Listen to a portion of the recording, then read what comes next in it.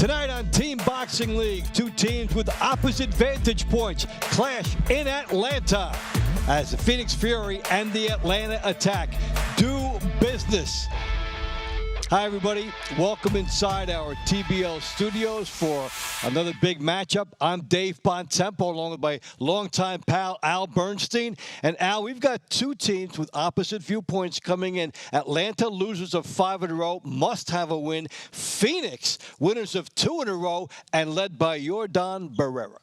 Yeah, you know, for Barrero, I think he might have taken a wrong turn because he is a left-hander originally from Cuba. Doesn't he know he's supposed to be fighting for either Miami or Las Vegas in this league? But Phoenix is very happy to have him. Barrera has gotten the most out of his 5 wins this season. This 30-year-old added 2 extra points on the board when he got knockdowns in both his fights with Martin Saldano on May 24th.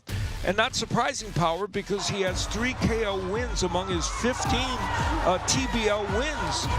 And the Fury would love a power surge from him tonight to help in their quest to secure a playoff spot. Meanwhile, the Atlanta Attack will get the return of Ariel Davis after one match that she missed. She's had a banner season with that undefeated record that puts her second in the overall points in the super lightweight division. Now, she can lay claim, though, to being the best in that division because she has 2 wins over Stacia Suttles, who is just above her in the points. And she hopes tonight to produce yet another win, stay undefeated, and help to lead Atlanta out of the wilderness.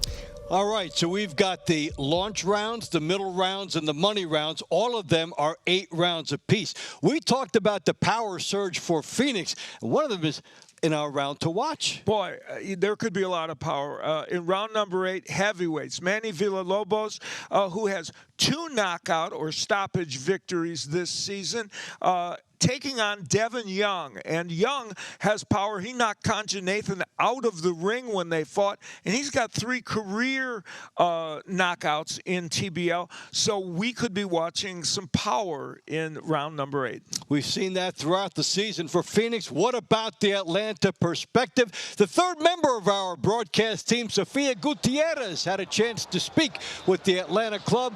Welcome, Sofia. What do you have for us? Hi guys, thanks. I'm excited to be here. I was able to chat to Coach Sam Arnold before the night started. Now, he does acknowledge the rankings because playoffs are quickly approaching. Now, he says that he is confident that they can still come out on top and have a chance to make it to that playoffs. Now, looking back at this season, he does acknowledge some of those fights and sees that some of those fights were 50-50 and really could have gone either way.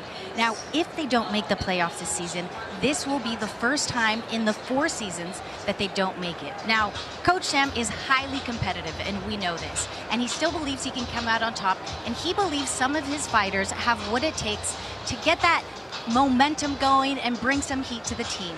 One of those names mentioned was Haini Tay. Now, she's a bantamweight. She's small but mighty, explosive in the ring, but outside the ring, she has a positive energy, and she is definitely a leading voice for her team. Now, another name that was mentioned was Jason Rosario, a former unified world champion. Not only are they excited to have him on the team here in Atlanta, but another great addition to the TBL. Now, Coach Sam said that his keys to victory tonight are to go out there, fight adversity, and of course, have fun. All right, thank you, Sophia. So as they get ready to fight through adversity, we get ready to have some fun calling it as the Atlanta Attack get ready to try and get a must victory at home against Phoenix. We'll meet the fighters and get the introductions on the other side of the break. Stay with us.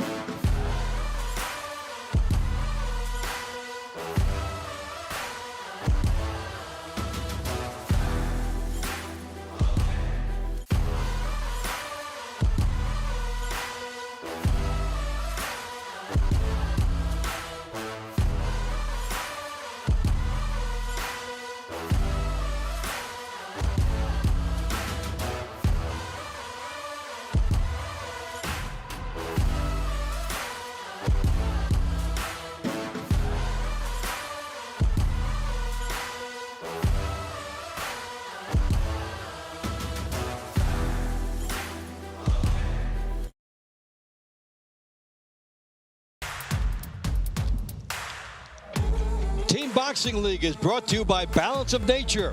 In boxing, consistency beats intensity. Balance of Nature supplements help you stay consistent with ingredients of whole foods you can easily slot into your daily routine. Go to balanceofnature.com, use code TEAM, and start today. Well, we're getting ready to get started.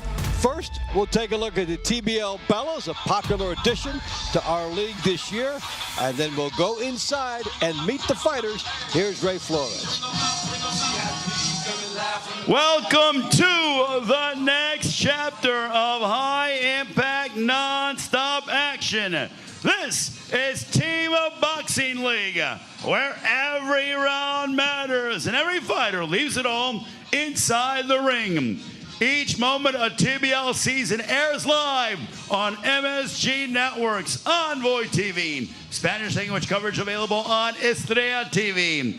Also, you can check out TBL on Spectrum Sportsnet, New England Sports Network, and Sportsnet Pittsburgh.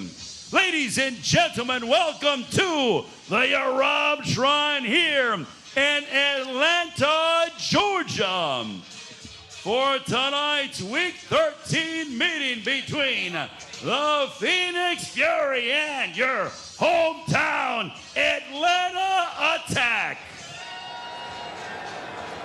We would like to thank the Georgia Athletic and Entertainment Commission Executive Director Matt Woodruff for hosting tonight's event. The two referees in charge of the action all evening long are Gerald Dennis and Antonio Mohan. Also, a big thank you to our fine sponsors, Climax Moonshine, Fire Number 32, Serenity Springs Recovery Center, also Balance of Nature, and HotelPlanner.com. And now, ladies and gentlemen, please welcome the visiting Phoenix Fury. Hey, Sonny, man, let them know what it is. All right, so here's this Phoenix team, started the season coming from behind to beat Boston after trailing 7-1. They beat Boston. They were scorched by Vegas and Nashville. Came back at a nice win over Houston, 16-8. They also beat the LA Elite on the road. A very terrific performance by them. So this is a 3-2 team, and of course the noteworthy masks get a little attention. That's right. This is a night when they could virtually clinch a playoff spot. So the coaches for the Phoenix Fury, esteemed trainers Sonny Gutierrez and Joe Guzman. Here is the starting lineup for the Fury. Bantamweight Brenda Hernandez Cardenas. Featherweight Alejandro Meliano. Featherweight Tierra Bryant. Lightweight Kevin Quintero. Welterweight Joaquin Gamberos. Super welterweight Rainier Almenderos. Middleweight Jordana Barrera. Heavyweight Manuel Villalobos. Lightweight Marcos Forestal. Super lightweight Rebecca Irwin. Welterweight Demarius Watson. 2025 TBL Most Valuable Fighter. Light heavyweight Raiko El Coroco Santana.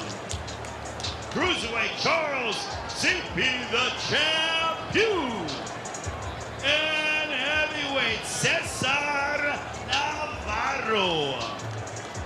Ladies and gentlemen, that is the Phoenix Fury. And now, please welcome your hometown Atlanta Attack.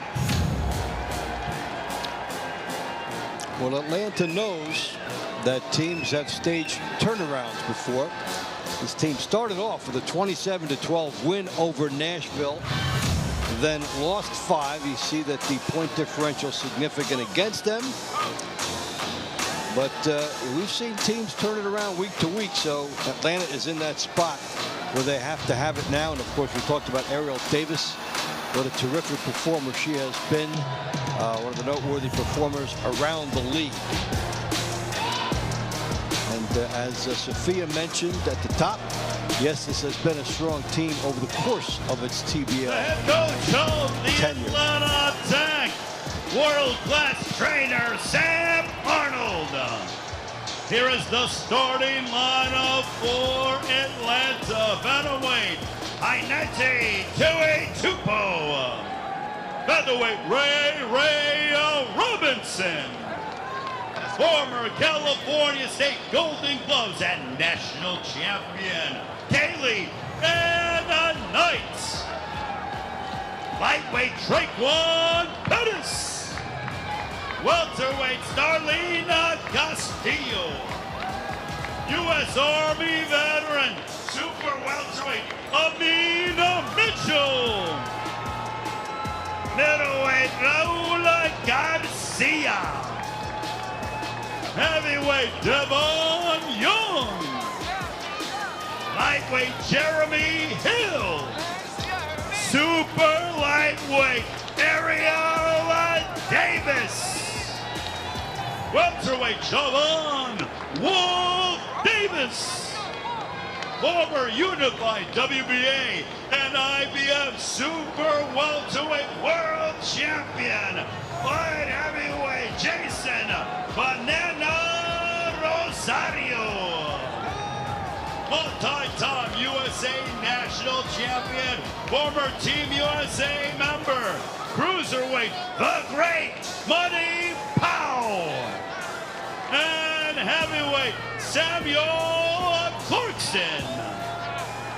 That is the Atlanta Attack. And now, ladies and gentlemen, we ask that you all please rise if you're able to as we honor America with the singing of our national anthem being performed tonight by Shamia Crawford.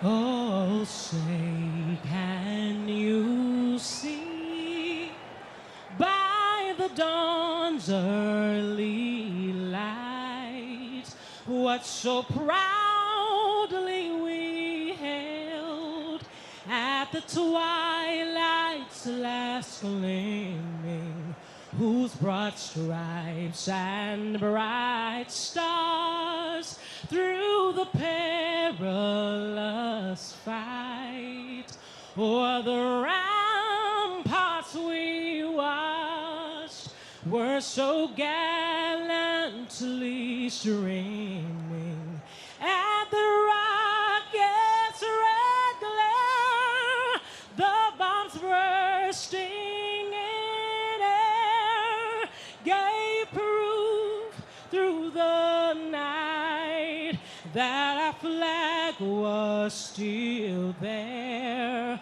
Oh, say does that star-spangled banner yet wave o'er the land of the free and the home of the brave.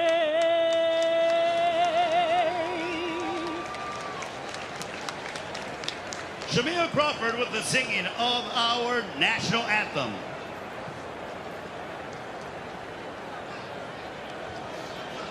Ladies and gentlemen, it is now time to begin the launch rounds between the Phoenix Fury and Atlanta Attack.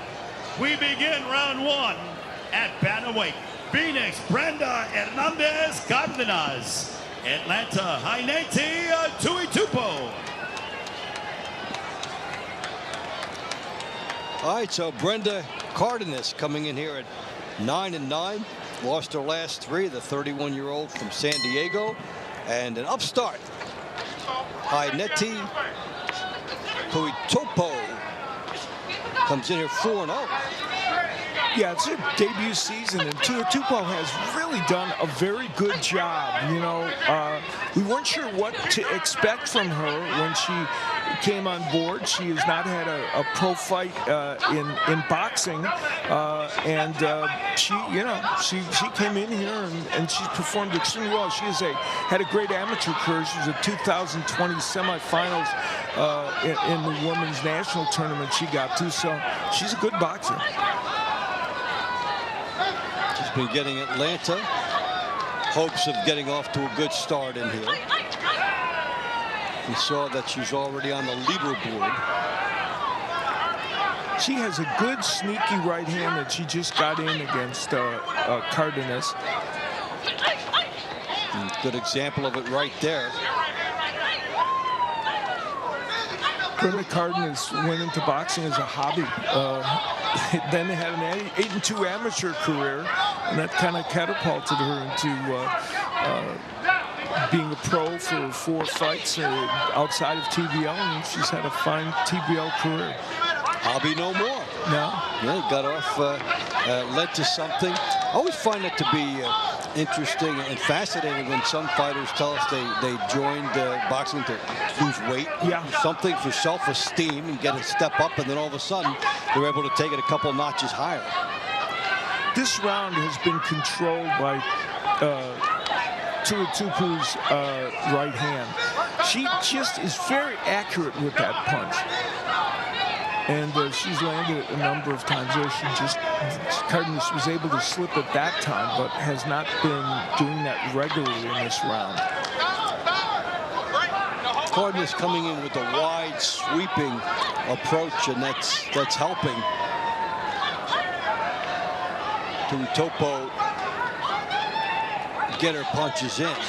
Tuatopo looks very good in her last outing, winning twice against Bianca Ortega, and that was showed even more growth on her part.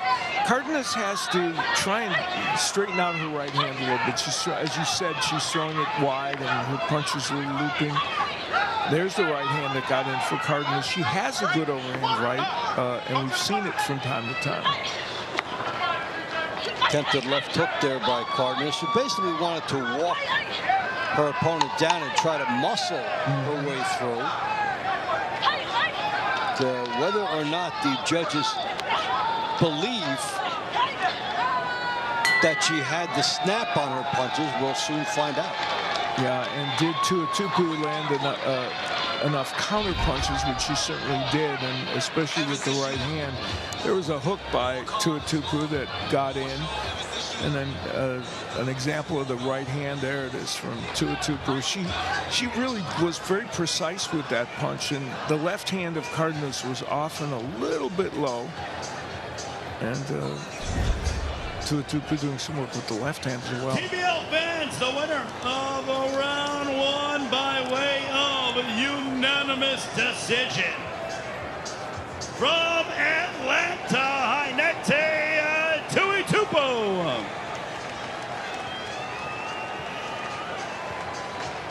Round 2 at featherweight, Phoenix, Alejandro Mediano.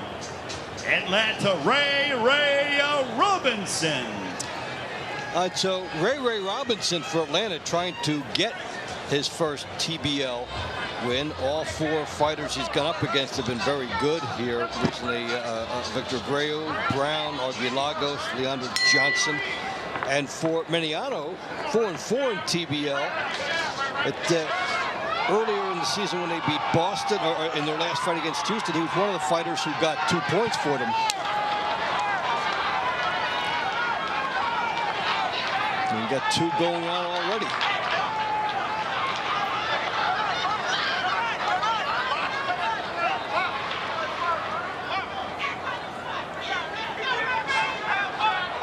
So that's a significant development.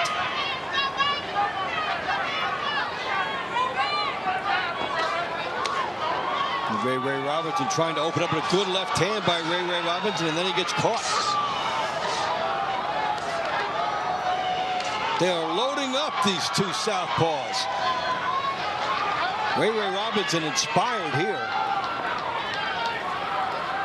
Yeah, he would love to get that first victory, and he is going all out for it. Boy, good right hooks here by Robinson, digging the body. What a popping left hand coming across there from him. This is by far the most aggressive we have seen Robinson in his TBL tenure. He and Maniano are putting on a heck of a fight here. Somebody made him angry. Yeah, I guess. This is by far, like you said, the most animated we have seen from him. And Maniano is trying to, he's done some good body work in response, but Robinson has pushed him against the ropes and done good offensive work.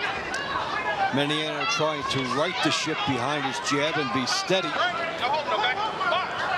And Maniano coming in off 2 wins over Kenneth Taylor on June 7th in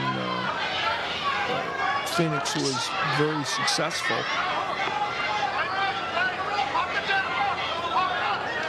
But tonight he's facing a fighter who is exceeding expectations. Yeah, what a break that would be for Atlanta if a couple of these early fighters do that for the attack, try to set a tone. Yeah, that's a very good point. It could ignite things for that team. He just got drilled, did Robinson, with a right hook. Yeah, load up. I'm sorry, Maniano has had some good offensive moments, but I don't know if it's as many as Ray Robinson.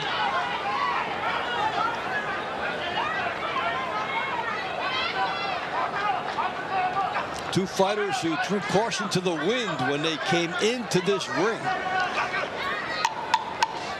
Have not been cheated offensively.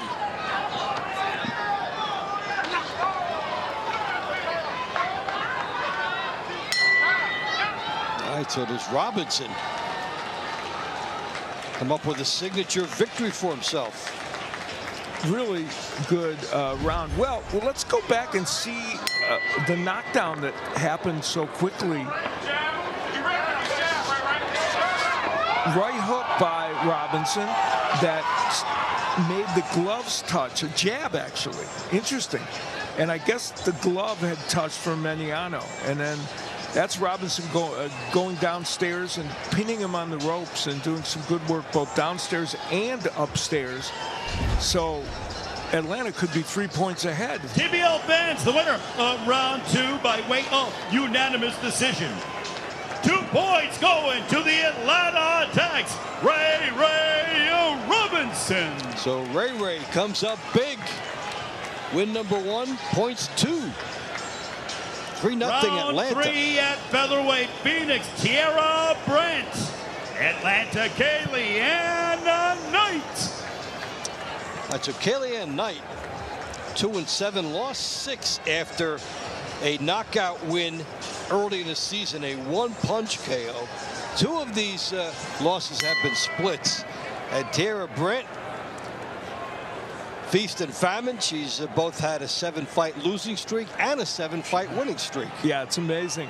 Kellyanne Knight, boy, her last time out had 2 split decision losses. Well, there's Tierra Brent. You're seeing the work that she's done. Dave pointed out it's been kind of streaky, both good and bad. Knight lost 2 close split decisions to Jennifer Clausius the last time out. She was not happy about it in the ring and felt that she could have easily gotten both or at least one of them. And Brent has been, when she's been on, and you point out it's been kind of on and off, she's been solid. Yeah, and when she has won, she's gotten off first and pretty much rolled the lead. So we've got an effective fighter up and down for Phoenix, and we've got probably an angry fighter here in Kellyanne Knight off of the last ones. And Knight's off to a good start in this. Brandt is landing some pretty good shots. So is Knight. They're both getting some offense done. The right hand from Brandt. Knight has a good one too. Yes. And Knight has a good sweeping left hook that she gets in from time to time. The right hand, I think, is what caused the knockout that she got against Valle. And that was right early in the season. A 1-punch knockout. And then it's interesting to see if fighters start to think of themselves that way as a one-punch slugger. Can they get back to the fundamentals that set that up? Boy, both these women are doing a really good job offensively. They've both landed good punches. The right hand of Grant has gotten in, and Knight also, and Knight's mixed in some left hooks as well. I hate to break the news to Kaylee Knight. She may be headed toward another close fight here. A split decision is coming your way, as she still has 45 seconds to get on the good end of that. And here comes Grant trying to load up and now put punches together, trying to please the scoring system in Team Boxing League and put on a good show at the end for the judges. There's Knight coming in and landing some nice rights, but Brandt with combinations. This has been very well fought. Yeah, and the judges will have to weigh between the speed of the punches from Brandt and the volume versus did they think that Knights are heavy enough. Yeah, very good point. There's body work by Knight.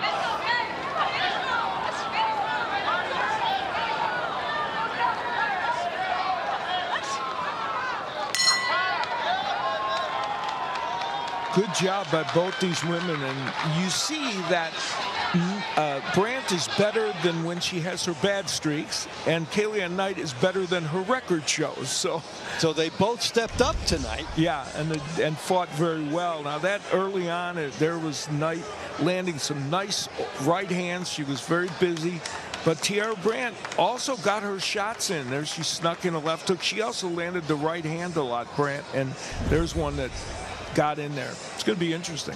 Ladies and gentlemen, the winner of round 3 by way of unanimous decision from Atlanta, Kaylee Knight. So Kaylee Knight gets one to go her way. Good for her. That streak is over in Atlanta.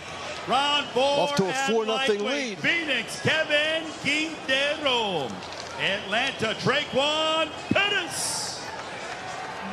We've seen Phoenix come from as far back as 6 points down and turn things around. So this team has dug early holes before him come out.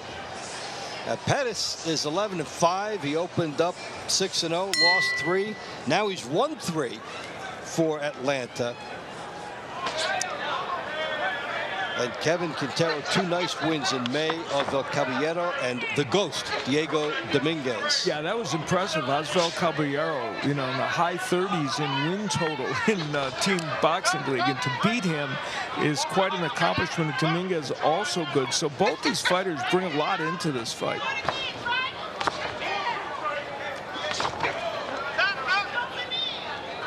They're loading up big shots here. Quintero involved in one of the most enduring images of the year, first week against Hebrew Francois, when Phoenix trying to nurse a 1-point lead at the end. Francois launched a punch from looks like about 2 countries away, had to go through customs and almost got in just before the bell, and it would have changed things, but he warded it off and then got Phoenix an important win. Yeah, that win cemented their win against Boston, and yeah, that was a wild moment. Both these guys are very good fundamental fighters. And similar in style.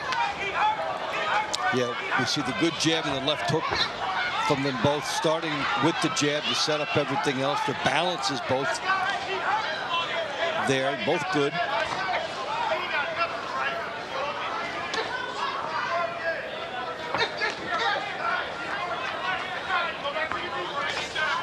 Now, then there's the intangible thing here. You're Atlanta, you're 4-0. How much of this energy is now going to seep into the subsequent fighters? Yeah, and Pettis, of course, in this fight, certainly with his record, is someone that you would imagine could can have success. And even though Quintero's an excellent opponent, so we'll see if it is infectious. You know, with a minute left to go in this round, it's been a pretty competitive round overall between the two. You mentioned their mirror image-like fundamentals, and that has put us in a situation where they would both have to think it's up for grabs here. Yeah, I think either man would want to do something to put an exclamation mark on this last 30 seconds of the round.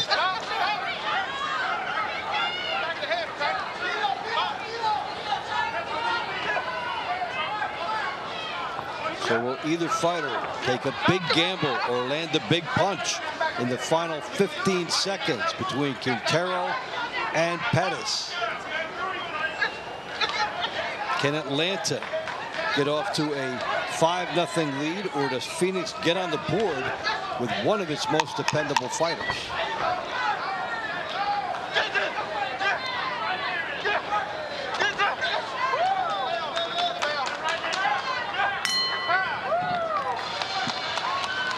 Quintero was certainly busier, but he was just short on a number of punches. So I don't know how many he's going to get credit for. He threw a lot of wide hooks, but didn't quite get there. That was a good body shot by Quintero. And Pettis, from distance, there's an example of one of those punches missing, and Pettis took advantage of that by landing a jab and a straight right hand when Quintero was a little off balance. fans, the winner of round 4 by way of split decision from the Atlanta Attack, Raekwon Pettis. So Atlanta, which is in must-win territory, has answered the bell, off to a 5-0 lead. The Attack is on a streak. We'll see if they can continue that right after this.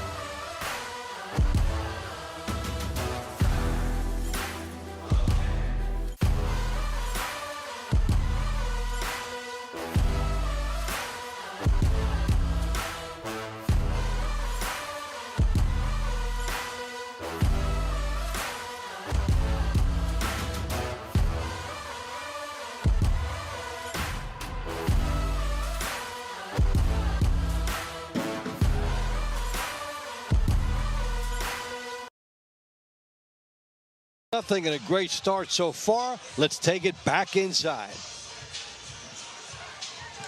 Round 5 at welterweight. Phoenix, Joaquin Camberos. Atlanta, Starling Castillo. All right, Camberos 3-2, TBL. And Castillo making his debut. So we'll take a look at that one getting started. Atlanta has 5 points. And they get off to a quick start.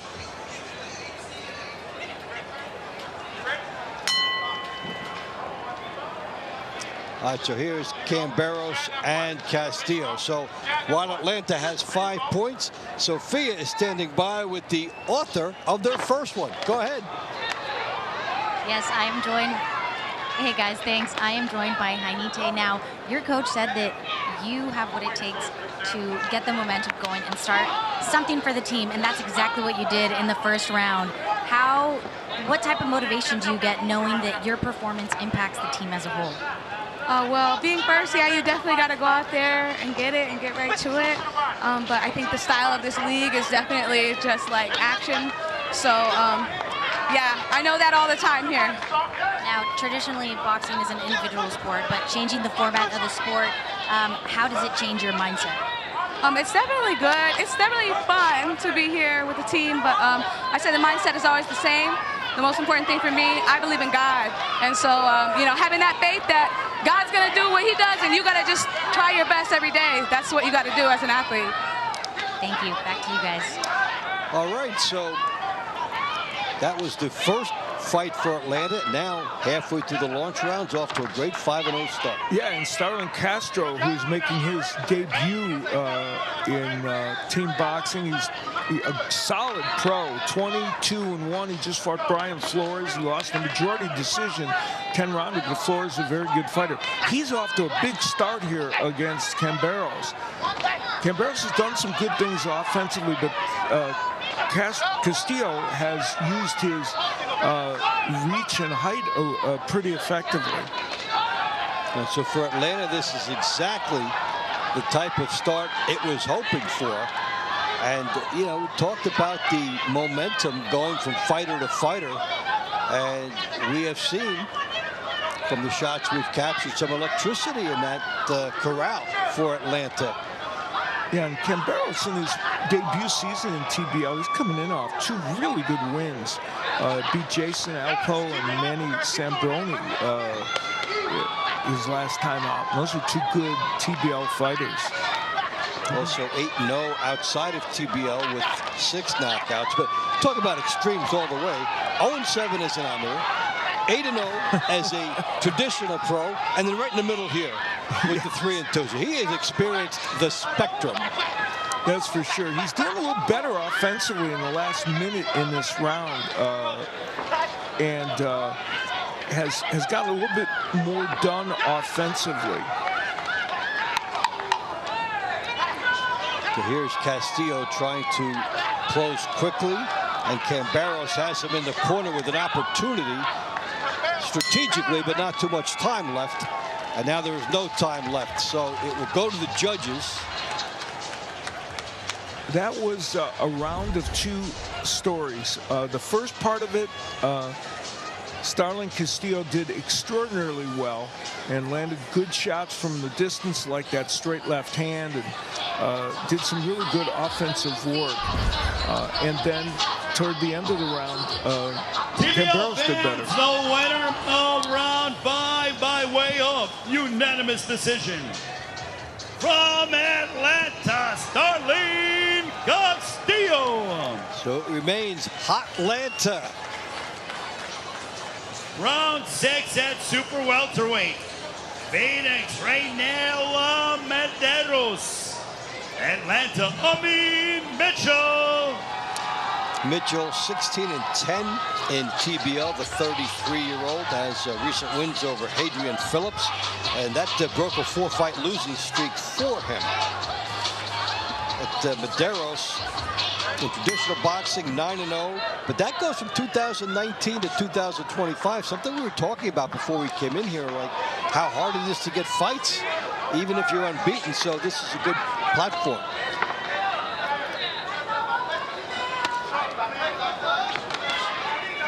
There's a look at Mitchell. There's 2 wins helping him. Yeah, those last two wins against Phillips, you know, as you said, ended a loss streak day. He's the only man to beat Yoelis Molina this year, and that's an achievement. Yeah, so this is one of Atlanta's better TBL performers as his team tries to build on a 6-0 lead. Medeiros has landed some really good right hooks from the left-handed stances. He switched back and forth a lot in this round.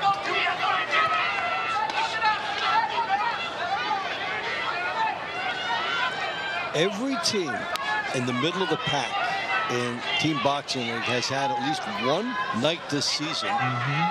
Big performance that maybe you didn't see coming off of recent developments, and this could be Atlanta's turn. And of course, we saw last night Las Vegas behind, and after the launch rounds, they were able to come back. So Phoenix would like to try and duplicate that tonight if they can.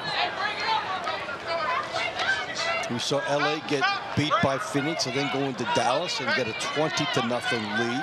We've seen the NYC Attitude at times come up with big wins, even though that's a 2-win team that needs a win and maybe some help for the playoffs. But every team has at least one big night in them. Good counter right hand by Medeiros, but Mitchell had done some really good body work. Medeiros keeps shaking no to Mitchell when he throws punches and lands, but, you know, it doesn't totally negate what they did. And I think when Medeiros switches to lefty, he's a little more effective than righty. Now it opens up something for him when he goes lefty. And he's not staying with it long enough, I don't think. That was a good right hand from the right-handed stance from Medeiros. So he should take that out, Bernstein. They've got earpieces in there. They hear us, I think. Hey, it is interesting. A lot of fighters, we've seen this in recent years, switch back and forth with righty and left with no apparent purpose sometimes, just, random. Yeah, this action in the last part of this round, very, very good. And, was that enough for Medeiros to overcome what Mitchell did? You could make a case that Atlanta's close to moving even farther. That was early in the round where there was a nice right hook by Medeiros, and then Mitchell got him on the ropes and did some good body work that Medeiros assured us was not good. And it was, a pretty close round, but Mitchell may have edged this out. Fans, the winner of round 6 by way of unanimous decision. From Atlanta, Amina Mitchell. All right, so it remains all Atlanta all the time. Round 7 at middleweight. Phoenix, Jordan Barrera. Atlanta, Raul Garcia. One thing we could agree on, there's no way when we were talking about this beforehand that we thought Jordan Barrera, who we highlighted at the start of the show, will be looking for Phoenix's first points. Absolutely. That's a very good point, Dave. That is not the scenario that we thought might be the case. And yet he is. He's 5-0, undefeated. He's produced knockdowns in his last 2 fights against Saldana, earlier he did against Saldana. He's a good point getter for his team, as you see. And he's been excellent. Right up there in the middle of the pack, and we see Giovanni Estella, who went from New York to Miami and has had a stellar season for the Assassins. And Raul Garcia, who is a really good pro at 15-3-1, he was a Fight of the Year candidate with Vlad Hernandez in 2024. He's fought tough competition outside of TBL. He's 3-5 in TBL this season in his debut, and he was 0-2 his last time out, losing to Isaiah Elrod. It's just been a tough go for Garcia in the TBL, and he's a quality fighter. Yeah, and we've seen fighters get into these funks and then turn it around. Whoa, but that may not be the case here. We talked about Barrera looking for the first points. He may get a bundle of points with that big shot.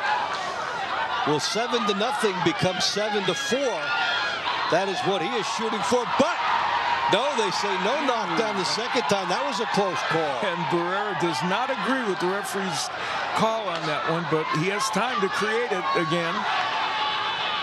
He thought he had instant redemption. Or I should say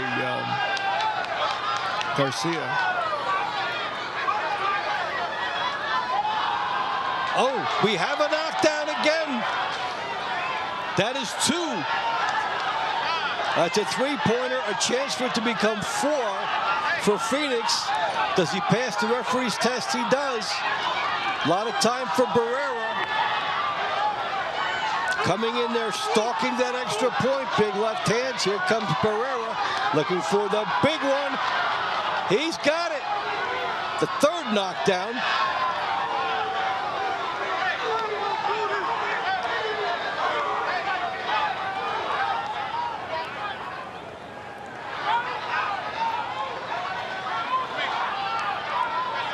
Well, this is going to be an interesting call. There have been 3.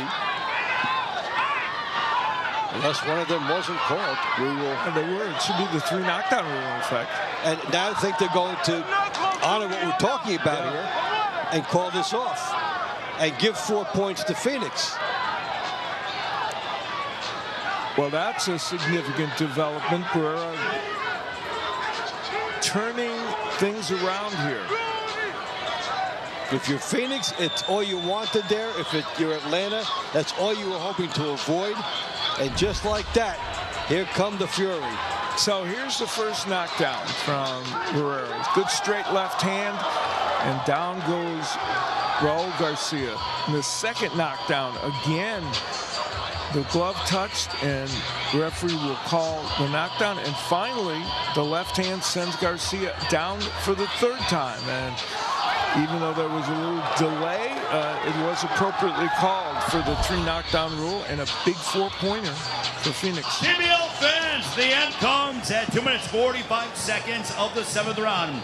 A referee in charge waves off the round for your winner by TKO. 4 points going to the Phoenix Furies, Jordan Barrera. So that is now over 2 nights, 3 titanic knockdowns or knockouts in our round to watch. Yes, that's right, yeah. Round 8 at heavyweight, our final launch round for Phoenix. Manuela Villalobos, Atlanta, Devon Young. And did we say not that this one could provide some fireworks as well? So, and I tell you, if you are Phoenix and you got Manny Villalobos, who has twice gotten very important knockout wins for you, you're kind of hoping, hey, could we be ahead after this fight? Yes, you could be ahead. You might feel like you're ahead right now, even though you're losing 7-4. So Phoenix, now we saw them do this against Boston. As you take a look at Villalobos, already up to the 4th spot with a pair of knockouts. Yeah, and the man he's facing, Devon Young, is a very capable opponent and landing a good straight right hand. And Young himself has power. We talked about how he knocked Conja Nathan out of the ring. And this is shaping up already, you can see. This is going to be a puncher. This could be one of those true TBL heavyweight fights, I think, where a lot of punches are thrown, big punches have landed. Let's see. Yeah, Young beat Nathan and Hyrick Ruiz, very good fighter for Los Angeles. And Villalobos, we saw him get a knockout to put Phoenix ahead against Boston in a fight they came back to win after being down. And we saw him get a knockdown in another fight with a vicious uppercut. Overhand right by Villalobos, and Young has landed his shots. Boy, they're both landing bombs and standing right in the pocket doing it. For the first half of this fight, jabs are not allowed.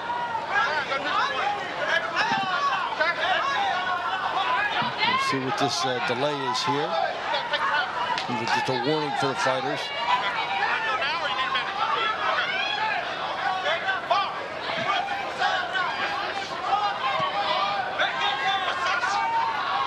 Big shots from both. Yeah, Young taking his turn landing right hands. Villalobos has done his share also. Young looks to me like he's getting a little fresher in this round than Villalobos. But the thing about Villalobos, just when you think that's the case, he comes up with some big shot. Good body work by Young. Nice right hand here by Young. What kind of an answer does Atlanta have for that tremendous development with 4 points for Phoenix? Well, Devon Young, in the last minute of this round, has really responded. Villalobos had some good moments early when they both were exchanging, but now it's been mostly Devon Young. Good body shot with the right hand by Young, and then a sneaky right hand over the top. Good body shots here. Remember, Atlanta fighting for its season. Up by 7, you're feeling good. The deflation happens in one round, makes it 7-4. So this is a critical response phase for the attack. And you know, early in this round, Villalobos was landing some big bombs. So you said, uh-oh, we could be in a case where either fighter might get knocked out. Right now, it's been almost completely Devon Young. And there's yet another right hand raining on Villalobos. What a tremendous finish by Young in this round after a very close first minute. There's some of that good offensive work by Devin Young as he lands the right hand. And the right hand of Young became just a very potent weapon during the course of this round. And there were a couple times where I thought maybe Villalobos wasn't going to sustain it. The winner of round 8 by way of split decision from Phoenix, Wow. Villalobos. Okay, well, the judges surprised us with that one and surprised Devin Young and angered him as well. But Phoenix adds another point, gets a little closer after the initial onslaught by Atlanta. And we're headed for a great finish. And you're headed to see some great action on the TBL. Dave tells you about it. Thanks, Al. We're enjoying the excitement of this one and a lot of unfinished business in the Lone Star State to wrap up the weekend as San Antonio and Dallas face off. San Antonio in the playoffs. Dallas still has 3 more shots where 3 wins or maybe 2 could put the Enforcers in the postseason. And then it's on to next week where we're going to have Miami and Nashville going at it. Nashville wants a playoff spot.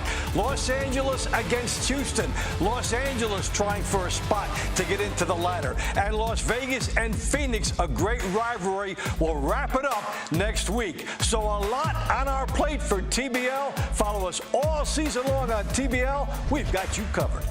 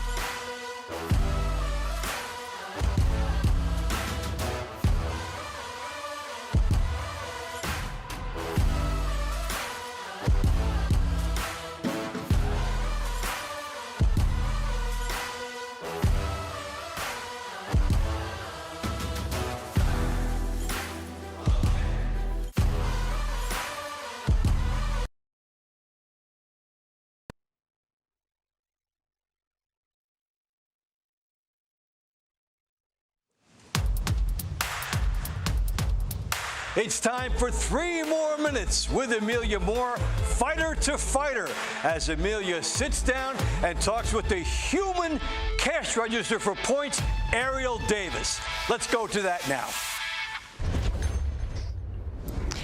So Ariel, this season TBL, I mean, you've been through 2 seasons now, 3. This is your 3rd season. You've really seen and been present to see TBL grow on the women's side, and it feels like that competition depth and talent seems to be kind of growing. Yeah, I think that for the 3rd season, you know, just being my 3rd season, and I looked at my box rec with the TBL, and I haven't even realized that I fought 16 different opponents. And being this year, I've fought Stacia Suttles. Last year, I fought Latia Williams. I'm going to go up against Brianna Carrera later on. And I think that the pool of women definitely is growing. and the pool of women outside of TBL is definitely growing too. I'm so excited to be a part of this uprising in women's boxing. We have like great super fights going on inside of TBL and outside of TBL. So definitely TBL is giving a platform for more women to come out of the woodworks, go professional, and just keep pushing the narrative forward. Do you think that's kind of what do you think actually makes TBL attractive for women right now? You kind of touched on it, like experience and whatnot, but as it being kind of like a step off, or why do you think women are kind of being drawn to this as opposed to just going directly into traditional side? I think the opportunities, honestly, is keeping the women active. I honestly, if I don't get any great opportunities outside of TBL, I'm going to keep fighting in it. I'm going to keep continuing to be a part of TBL. We getting paid, obviously, what we deserve. Yeah, it's definitely opportunity that you can't pass up on. And it's keeping you sharp. You're getting a bunch of different looks. Shoot, I was in there with you season 1. Like you can't beat that. So definitely, I think that it's a turn on and a turn up for any female fighter. And this is kind of more for people. We saw, I mean, you and Stacia gave us the super fight of the mid-season year. I mean, that was, we can just forget about Mega Brawl now, like, because I got a front row seat to one of the best fights that I've seen in TBL. And it's, I got to talk to both of you leading up to that. I feel like it was so rushed. I wish I'd had an opportunity to do something a little bit like this where it was a relaxed setting. But for those that, when you find yourself in those opportunities, or you're looking at this challenge ahead that feels weighty, there's people are making publicity out of it. They're trying to sell it because it's worth selling. It's two incredible athletes. How do you shoulder that? How do you, especially as you had said before, this is an athlete who's your friend, a very close dear friend of yours. How do you handle that so that you quiet the noise and are able to execute perfectly? I think it just comes down to respect. Like me, Stacia, all of the female athletes. I'll put you in there as well. We have shown time and time again on these platforms and on these these fights that we deserve to be there. So anytime that I'm in there with another warrior that I know who's coming to fight and put their heart on the line, I go in there with the respect, and I go in there, win, lose, or draw, to give it my all. And it's honestly an honor more than weight, I feel like, because it's iron sharpen iron. Like, I'm a warrior, you a warrior, Stacia is a warrior. So it's really it's pressure, obviously, because we want to win. But at the end of the day, I'm just happy to be in there and to represent female boxing. Well, let's take a look at why her fight in the middle rounds becomes even more important. Atlanta was off to the races, won the first 6. Phoenix with a knockout and then a close decision in round 8 right there. So although Atlanta has dominated, it's 7-5 for them. Dave Bontempo and Al Bernstein with you. And Al, when you look at this now, because of that graphic and what we saw, now Ariel Davis's next fight is even more significant. Yeah, after that questionable decision in which Devin Young loses his fight, now Ariel Davis is in a very important spot. Now, she is taking on a relative newcomer in the TBL, Rebecca Irwin. In fact, is a newcomer in professional boxing. This is her second TBL fight and her second professional fight. So it's a tall order for her. But for Ariel Davis, she wants to make sure she takes care of business, and she might be hunting extra points in that fight. Yeah, and Atlanta's character up there now, up 7 in a must-win, down to 2. Here comes the character test, and let's take it inside. Ladies and gentlemen, it is now time to begin the middle rounds between the Phoenix Fury and Atlanta Attack. Round 9 at bantamweight. Phoenix, Brenda Hernandez Cardenas. Atlanta, Hainaiti Tuitupo. All right, a rematch of round 1. Won by Atlanta as the Attack had a great beginning with 6 wins. And now It's the rematch. And I really think that the mindset angle now becomes bigger because of what Phoenix has done, creeping up on Atlanta to be down just 2. Yeah, and we got to hear from Haneti Tupu in her interview, you know, about how it factors into your considerations, the team aspect of this. And she said it does, but it doesn't in a way, right? You have to just go in there and take care of business as best you can. And that's what she's hoping to do. She has been just so efficient, as you can see by that scorecard, since coming to the TBL, making her debut this season. And boy, her right hand is radar. You know, it is zoned in on Cardenas tonight. And you come in, you start, you're under the radar a little bit. Your team hasn't been winning, so you might be overlooked, and all of a sudden, hey, she's 5-0. She's one of the better fighters in this league now. Yeah, you're right, Dave. I mean, and it's intriguing. Now, for Brenda Cardenas, you know, she wants to be aggressive and wants to come in, and she is a pressure fighter, but she's taking so much. There's a good jab by Cardenas, and she's got to get that right hand in better than she has been. It's been a little kind of wide and looping. And in the first fight, Tupu was able to take advantage of the wide shots and get her counters in.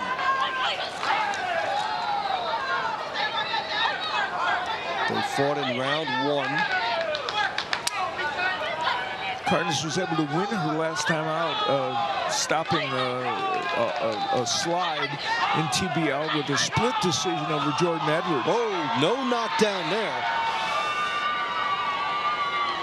Tonight it's been tougher for her, and that, luckily for her, was not called a knockdown. It didn't look like it really was a punch. But Tupu has been effective again in this round. To the good movement, and basically she's got a lot to shoot at here with how Cardenas comes in wide, setting up what she hopes to be big shots, and if you can see that and step forward rather than back. Yeah, that's a really, really good point. And that's what Tupu is doing, keeping herself in punching range to counter. You have to have confidence in your ability to counter. And she's doing that. Right there, perfect example of it, what you said. And she got the right hand in. Cardenas with a little bit of a left hook, and that hasn't been a big factor for her. All right, so Atlanta now in pressure rounds. Does the attack get a win here and push it back to 3? Whereas Phoenix gotten within 1. Tupu again doing a pretty precise job of punching. This is where she kind of pushed Cardenas down, and that, of course, was not called a knockdown appropriately by the referee. TBL fans, the winner of round 9 by split decision.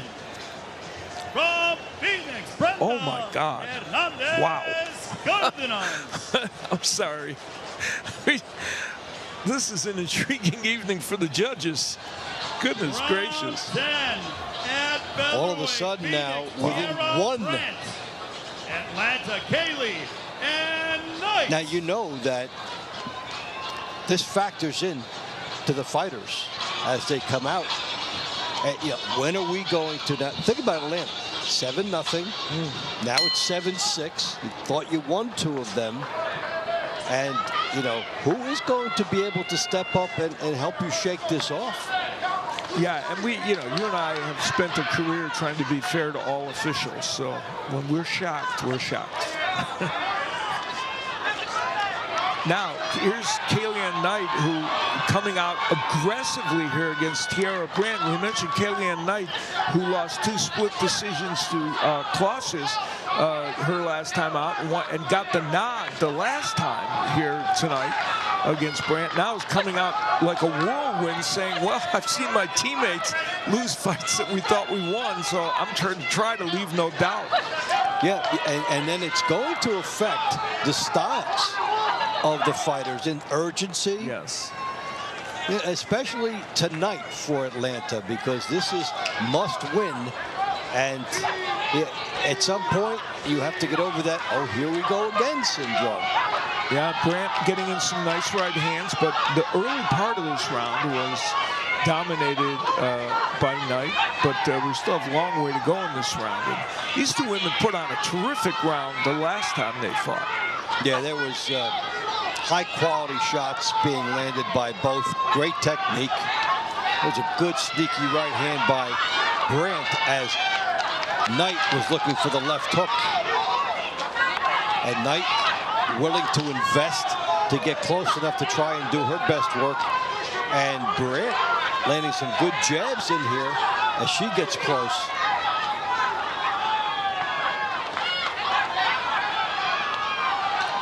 Body work by Knight, the good left hook by Brandt. This is just a smorgasbord of really good boxing. And both these fighters, you know, Knight has, we've seen, even despite her record not being glittering, we've seen her improve during the course of this season. Now there's like an eyeball stat, it's not official, but high quality connect percentage. It's one thing to say there have been a lot of punches landed, but these have all been high quality shots too. Yeah, I agree. Well thrown, and you can't say, it's not that both women are awful defensively. They're responsible, but they're doing better defensively, but they're doing better offensively. They're going to their strength. Each fighter playing to her strength.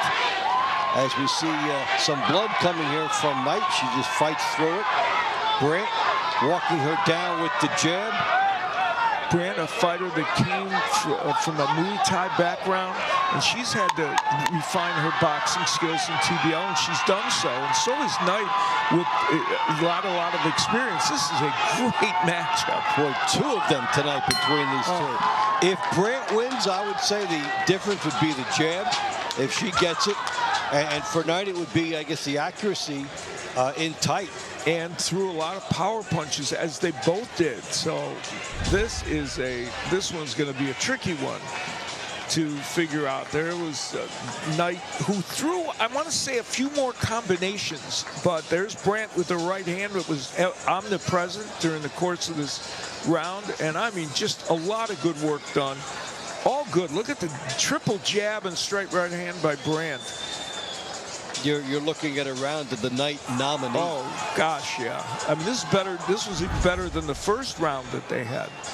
TBL fans, the winner of round 10 by way of unanimous decision. From the Phoenix Fury, Tierra Prince. We are even at 7. Round 11 at lightweight. Phoenix, Marcos Forestal. Atlanta, Jeremy Hill. All right, so we start all over. Forestal, 11-1 outside of TBL from 2015 to 25. He had a 6-year break. TBL, he's 1-1. Beat Osval Cato and lost to Alan Medina. Caballero he beat. And Hill is last 2 wins over Roger Hilly. And of course, we mentioned beating Osval Caballero is quite an achievement. So that was something for Forestal. And Jeremy Hill had been, really good fighter outside of TBL, who has fought, high-level competition. Had a win over Malik Montgomery, a major win outside in boxing, and yet he is 4-3 in the TBL. It's been an up and down journey for him, but he looked very good in those fights against Roger Hilly, who is also a good fighter. Here's Forestal going to work with some good body shots. The knockout in round 7 for Yordan Barrera, along with a couple of decisions after that went to Phoenix's way has completely changed the body language among these teams, and all of a sudden there's expectation with Phoenix. Absolutely, and you can see it in the aggression of Forrestal as he comes forward. Now, Jeremy Hill has a really good left hook, and I keep thinking it's going to make its appearance in this fight against Forrestal, and it can land against a lefty, and the way Forrestal is fighting, that left hook would be a good weapon, but we haven't. There it is. Well, he heard me too, Dave. Same earpiece. Same earpiece we had before. There's the hook again from Jeremy Hill. And he's got power. And all of a sudden, he found some places to use it. And it's interesting how opportunity just comes up. Emotions can change. So good little run by Jeremy Hill. And these have all been very good rounds. I mean, tonight, we have seen the best of TBL, in my opinion, because we've seen drama, we've seen excitement, and we've seen just very good, solid rounds of boxing. Jeremy Hill has made a good comeback in this round from a beginning that wasn't perfect for him. Yeah, we've got drama and angles galore as this Atlanta team trying to respond to the big run that Phoenix had after Phoenix was getting blown out by Atlanta. Can Atlanta get a close decision? This is a close round. There's a good left hand by Hill and a big right hand by Hill. That will help. He has made a big comeback in this round. And there you go. That may have been the most important punch of the night for Atlanta. Oh, and it's a big one all the way. A four-bagger. Wow, what character by this team. You talked about the comeback he was making. It was still a close round, and he made it academic. Jeremy Hill has been waiting for this moment in TBL. Now, there may be an injury, which is really too bad for Marcos Forrestal, and that's part of the reason why he didn't get up. I think he might have been getting up from that knockdown, but for the injury to his leg, he gets nailed here with some big shots by Jeremy Hill, goes down, and I believe suffered some kind of additional injury to his leg, but this good offensive work by Jeremy Hill. You saw him looking over at the corner after he'd... Yeah, you can see how his left leg bent in an odd position, and what was definitely a knockdown became a knockout. And Jeremy Hill got his moment finally where his power came to be displayed, and his teammates very happy with that. They want to say judges can't take that one away. No, 2 minutes, 59 seconds of round 11. For your winner by knockout, 4 points going to the Atlanta Attacks, Jeremy Hill. What, 1 second before the round ended. Wow. So if you believe in magic, when you have a magical night, stuff like that happens for you. Phoenix, Rebecca Irwin. Atlanta, Ariel Davis. All right, so now you're Atlanta. You've righted that ship, and you've got your premier performer, who has won 25 of her last 26. That's pretty good. Hence, I call her the human cash register of points in this division. I like that nickname you given her. Thank you. Now for Rebecca Irwin, a daunting task, but you know she's 1-0 in the Muay Thai world, 0-1 in TBL in her one fight against Natalia Denise in a split decision. Denise also kind of an inexperienced martial arts fighter who came into TBL. Now, we talked about the up and down and the emotions here. And we thought earlier that based on this matchup that Davis might be tempted to go for bonus points if she could get it here. What an amazing turnaround for Atlanta. But this is a point for Atlanta to trying to get that big bulge back up to 4 again.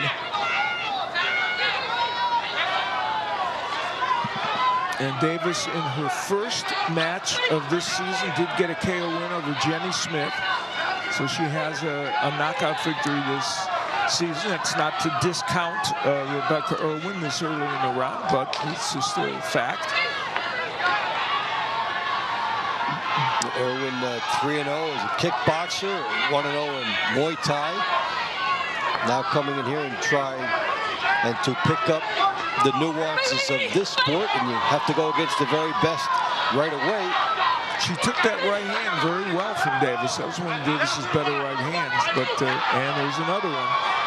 Davis is creeping in, sensing possibility of more. It's going to be up to Irwin, who has landed a couple of good, decent shots of her own. It's going to be up to her to counterpunch effectively, or Ariel Davis in this last minute is going to do what she did before and just kind of keep creeping in. And there's the jab that sets up the right hand for Davis. Oh, and there's the big right hand, as you called it, that landed in and give you that jab look, and then suddenly the right hand is scoring. And these two women will meet again later tonight.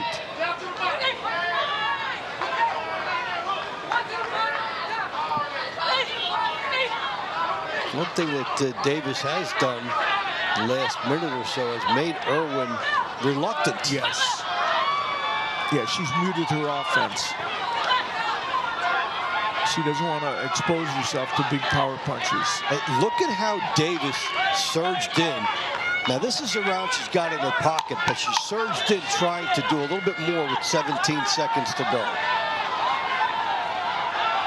And lands a very good right hand. And some of this is setting up the second match that they're going to have. She wants to see if she can do some damage to help her in that second match as well. So, barring another shocker from the judges, it looks like Ariel Davis will add a point, and they both women landed really good jabs there, but this was a sequence in which Davis put Irwin on the ropes and did some good work. And then it's that last segment in the round where you pointed out she came in looking to do more damage, and she did on the inside. She ended up landing some really good shots. TBL fans, the winner of round 12 by way of unanimous decision. From the Atlanta Attack, Ariel Davis. All right, so Atlanta back up by 5. 7. Halfway through the middle rounds, Jeremy Thrill Hill gives Atlanta a big lead again, and we'll pick it up right after this.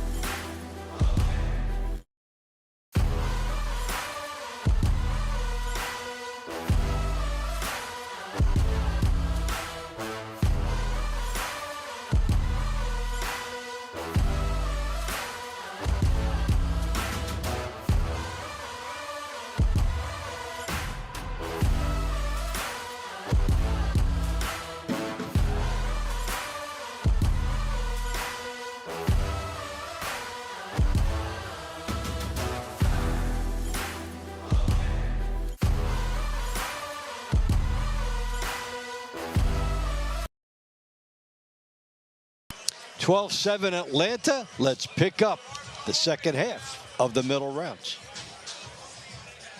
Round 13 at welterweight. Phoenix, Demarius Watson. Atlanta, Javon Davis. Watson came in here. Only one fight this year. Got a TKO.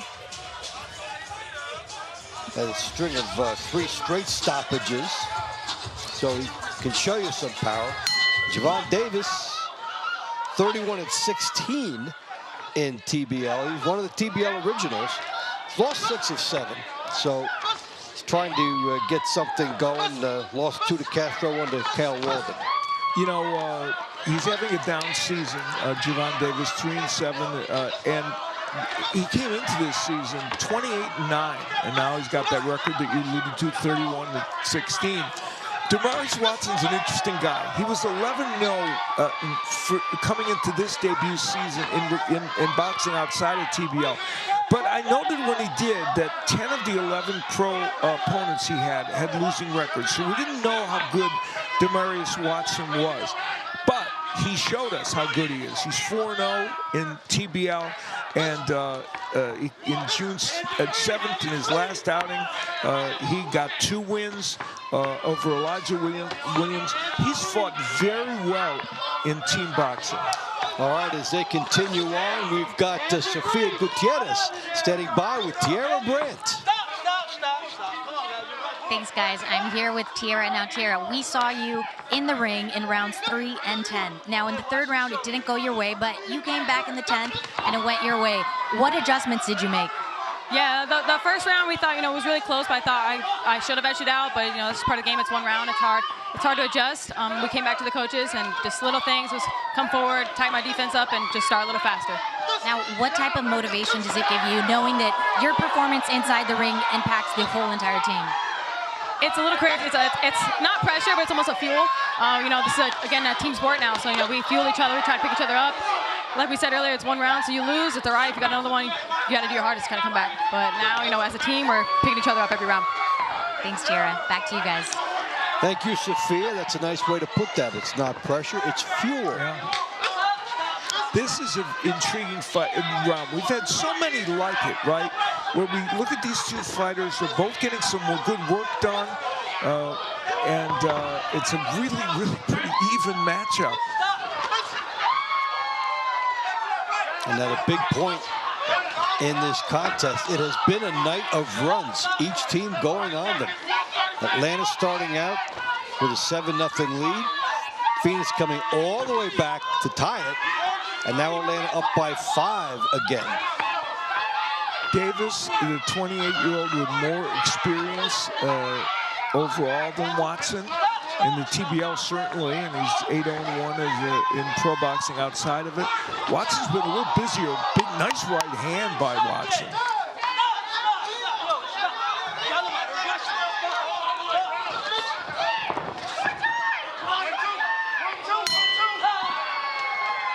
All right, so they come to the end.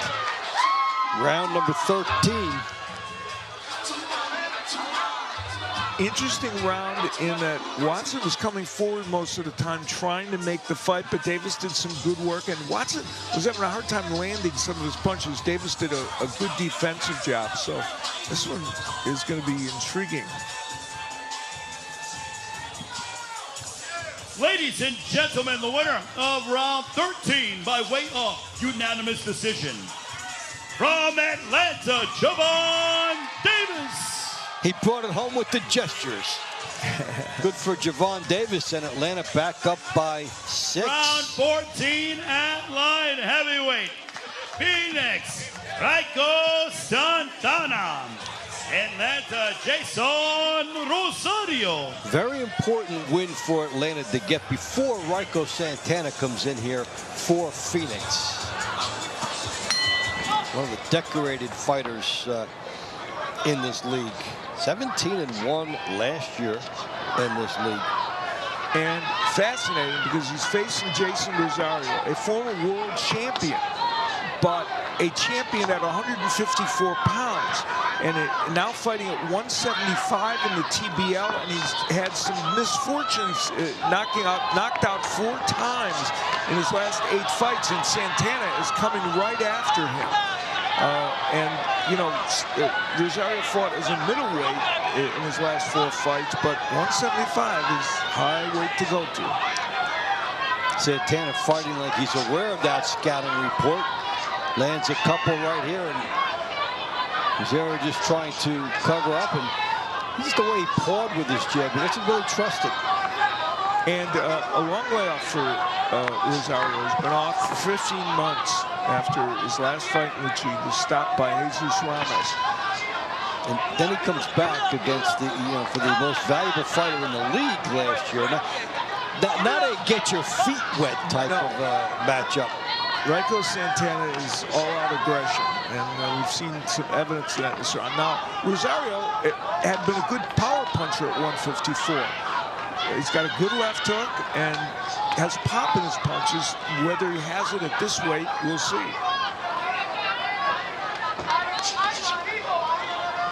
Atlanta up by 6. The attack has been up by as much as 7. And so basically, again, the 2 ways to look at it. 1, you want to get wins, but 2, you have to avoid getting stopped and giving it all back in one fight. Big right hand by Santana. Raiko Santana is a very tough man to deal with in TBL because his style is all about being aggressive and being very good in this round. He's with an 8-2 record here in season 4. I mean, he's just been tough. Made big marks for the league with that 1-round knockout over Stephen Hilton on a pay-per-view card last year, right after the TBL season, and credited this league for helping him start faster. Yeah, and he really bombed Nelson out in that fight. He was after him, and it was a big upset victory. And he is showing it here tonight. He's showing an ex-champion that it's tough to come up this much in weight and tough to face a man like Santana. But a low blow, and we'll have a stoppage for that.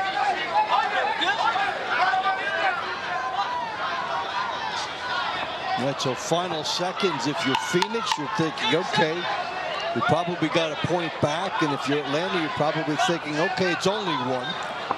We still have a margin here.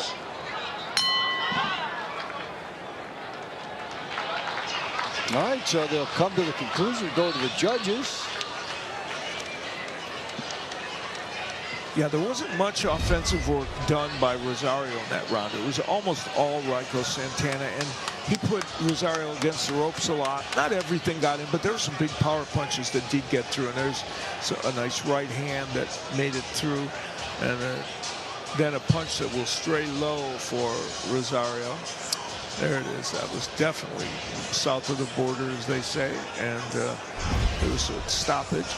Fortunately for him, he didn't lose a point. Boxing League fans, the winner of round 14 by way of unanimous decision. From Phoenix, Raiko Santana. Right. Every time a team has won a fight, it has resulted in a streak. Phoenix, Charles Pugh. Well, that happened now with Pugh and Money Powell.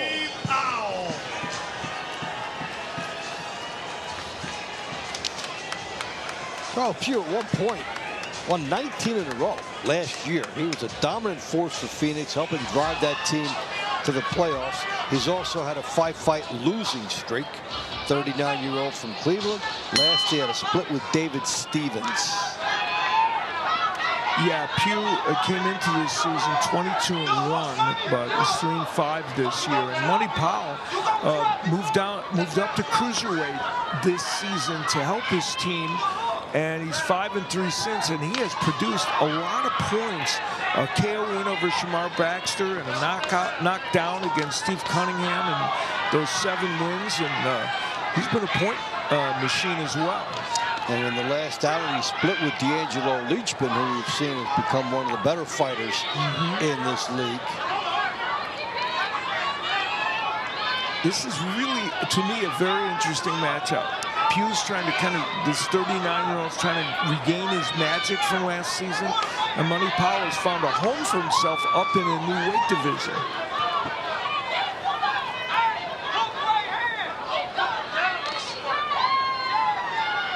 In the backdrop against it all, Atlanta winning by 5 and a must-win scenario for this team. Hasn't trailed in this contest. And Money Powell saw an opportunity, scored that right hand, and Charles Pugh with the smiling faces syndrome. Yes, it did. Yeah, 2 of them, really. They were so quick. And Pugh coming back aggressively, which he's known for when he's fighting well. That he is a straight-ahead, generally a plotter, in-your-face type of a fighter, and you have to outwill him, outgut him, and outmove him if you want to get that victory. Yeah, Monty Powell has a way of deadening the aggressive fighters. He did that to Yuneski Gonzalez, where he deadens their offense with his ring IQ and clever approach to this, which, you know, was partially honed, again, the power right hand, partially honed by his great amateur career, where he's ranked #1 in the U.S. And there's Pugh doing what you said, Dave, coming forward. Yeah, and this is turning into a home run derby for these fighters. They're both into it. They're both, okay, you got yours, I got mine. You take a look at the body language. If you can enjoy being in a slugfest where you're getting hit with some big shots and throwing some, these guys are enjoying this back and forth right now. Yeah, it's who runs the most right hands and the biggest ones right now. Both men have done it.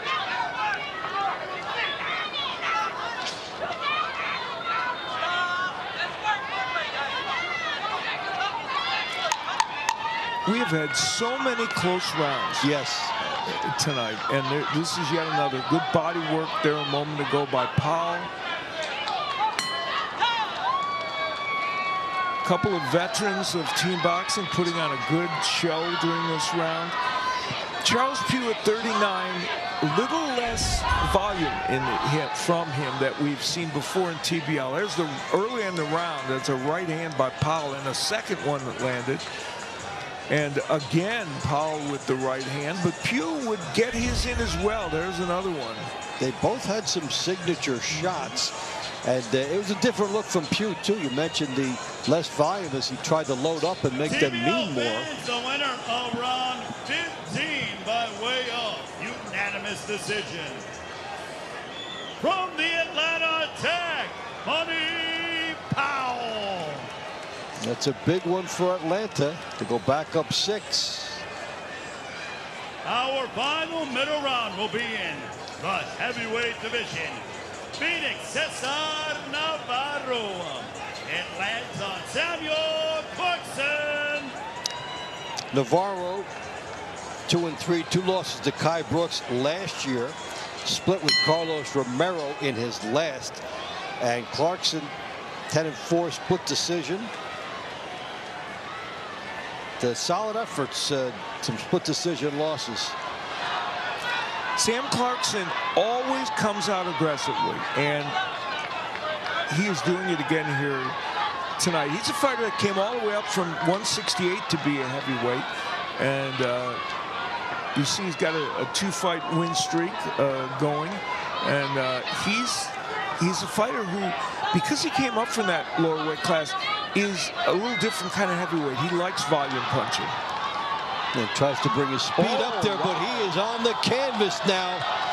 And again, Phoenix trying to power its way back into it. And he's not entirely steady here. Is Clarkson. Navarro with 4-point ambitions and 4-point opportunity. And 2 minutes left to go in this round. Clarkson attacking aggressively, but Navarro countered him, and Clarkson still, as you point out, not 100%, I don't know. And for Atlanta, key can be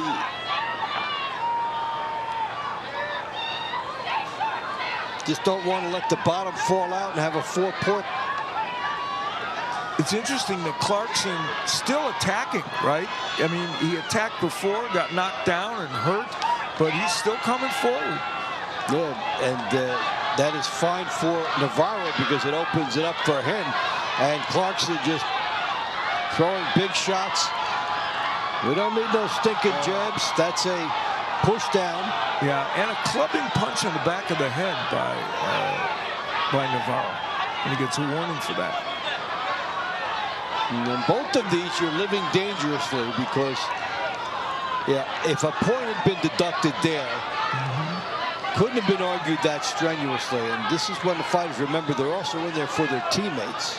But this referee is killing the clock. Yes. For Clarkson. And the momentum of the fight, because it's a furious battle.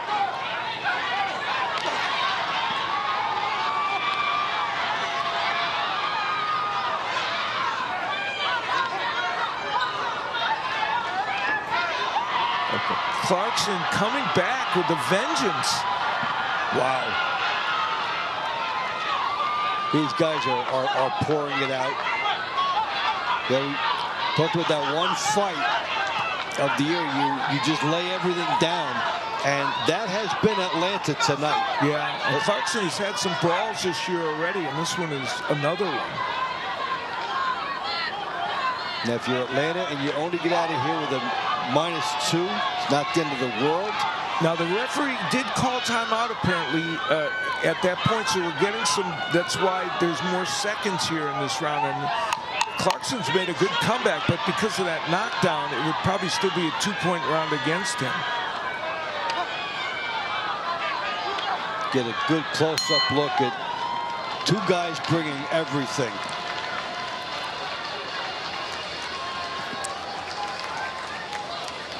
So Phoenix has gotten it back within arguing range yet again. Here's the knockdown when he's coming in and doing a great job. Got hit with, I think that might have been kind of an equilibrium shot. Yeah. Maybe got him on the temple. And then that's the hammer punch from the MMA. I'll tell you what, that could have been a point deduction. Very lucky when it happens in front of the referee. Of round 16 by way of unanimous decision. 2 points going to the Phoenix Furies, Cesar Navarro. So on a night that Atlanta has had its best effort of the season, Phoenix is still not going away. We'll be heading to the money rounds with Atlanta trying to bring home an absolutely necessary triumph. Everything is going the Attack's way. Can they continue? We'll find out soon.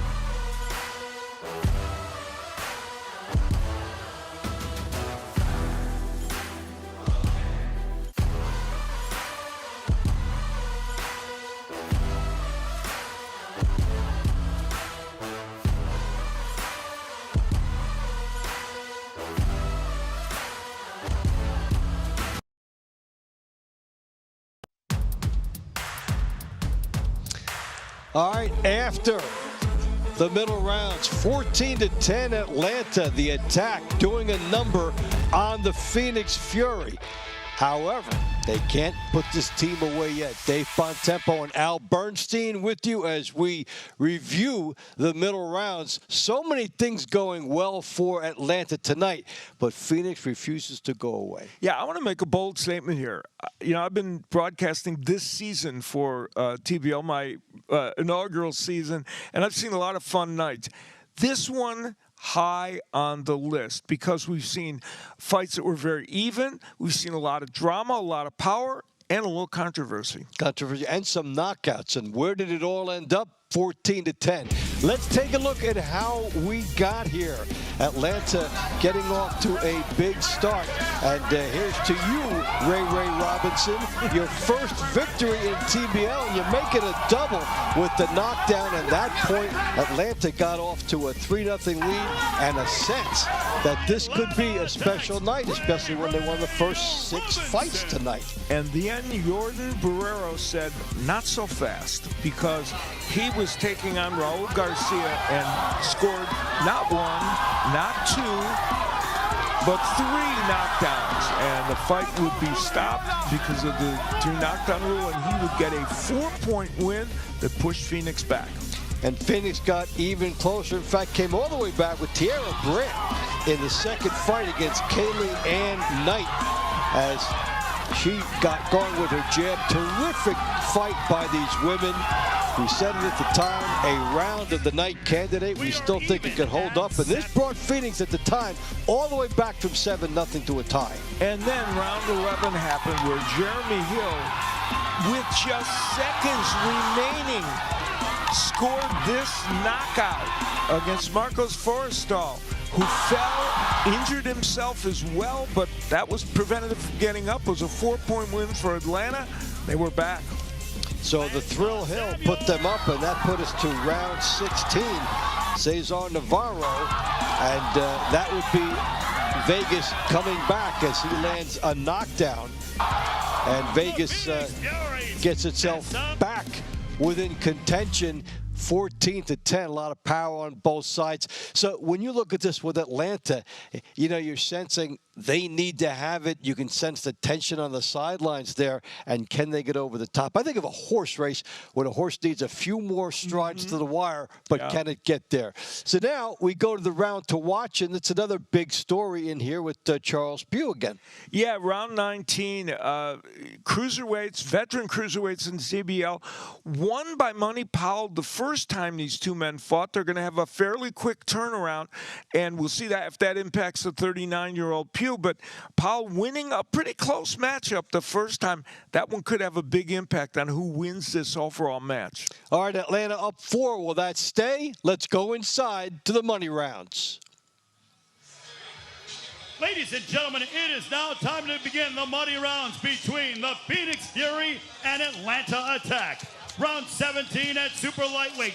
For Phoenix, Rebecca Irwin. Atlanta, Ariel Davis. And this is more opportunity for Atlanta, like fights that you have to capitalize on.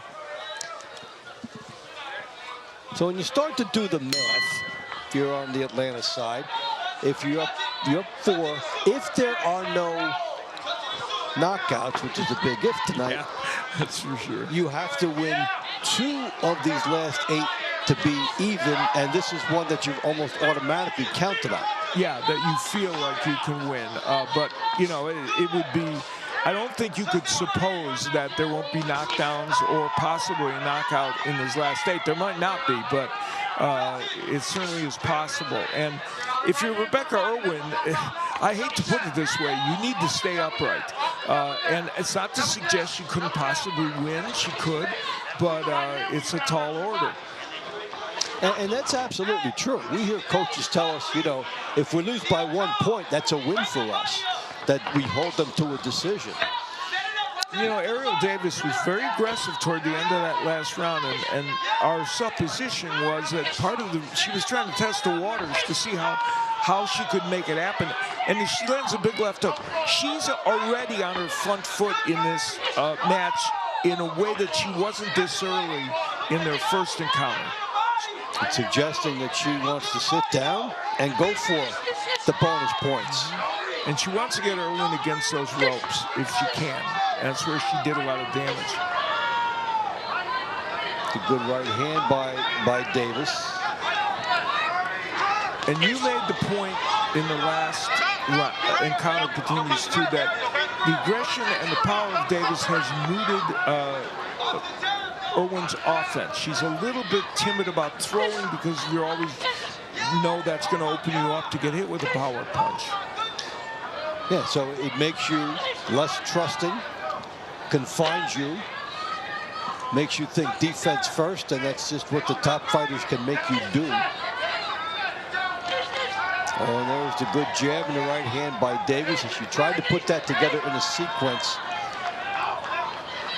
We also had that replay where she jumped in with 17 seconds to go in their first encounter, hoping for more in a fight that she clearly had in her pocket. And that's a bad place where, right there, where Irwin doesn't want to be. And you can feel her kind of wearing down a little bit here. I don't know if the clock will allow Davis to get a knockdown or get extra points, but she's trying.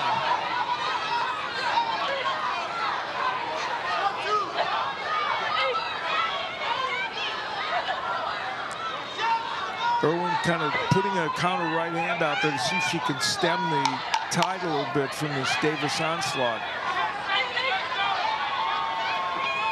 Well, both teams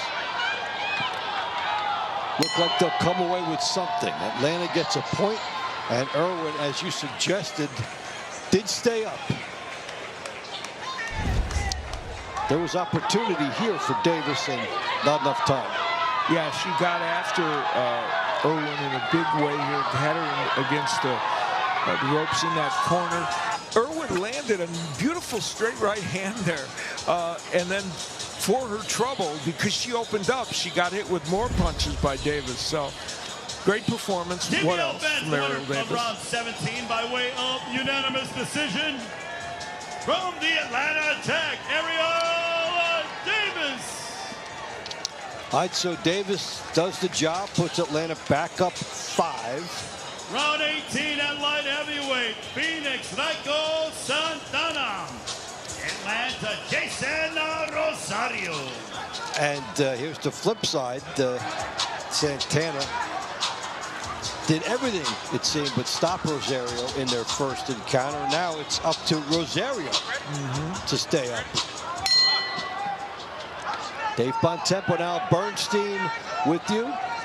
Sofia Gutierrez at ringside.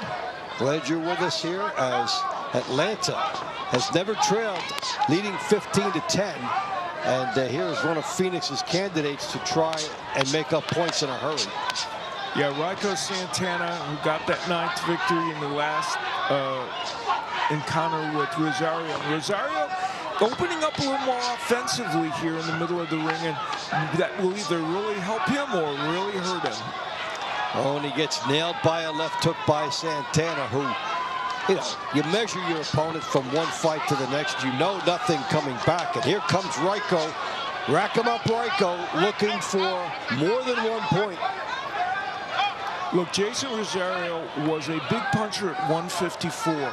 He moved up to 160, where he had his last 4 fights that he's had outside of TBL and pro boxing, and now he's way up to 175. This is a different ball game against a very aggressive 175-pounder in Rico Santana. And Santana has come out here with a mission. There's a good left hook by Santana.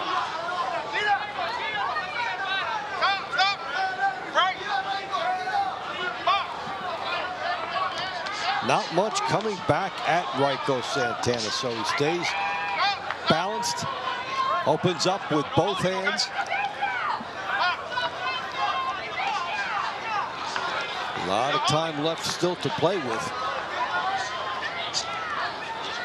We have not seen Santana take a backward step. Rosario trying to get the left hook in. He's got a good left hook, but of course, if he throws that punch too much, he will open himself up.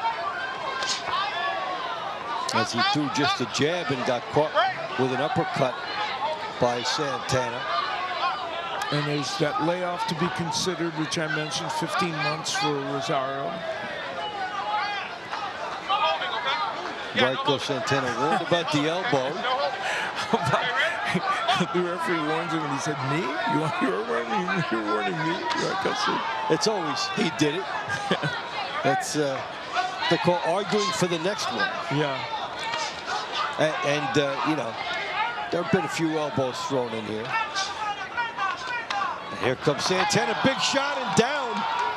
We talked about he's going for the bonus. 22 seconds.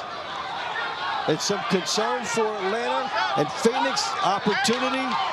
You're Rosario, you've got to get to the wire. Oh, this has been a beneficial long after count. As it ever. Yeah, Michael Santana's waving his arm saying, "What's going on here? I want to try and get a knockout." Well, that was a fortuitous break there for Atlanta. We talked about Santana would try to bring this team all the way back, and he almost did.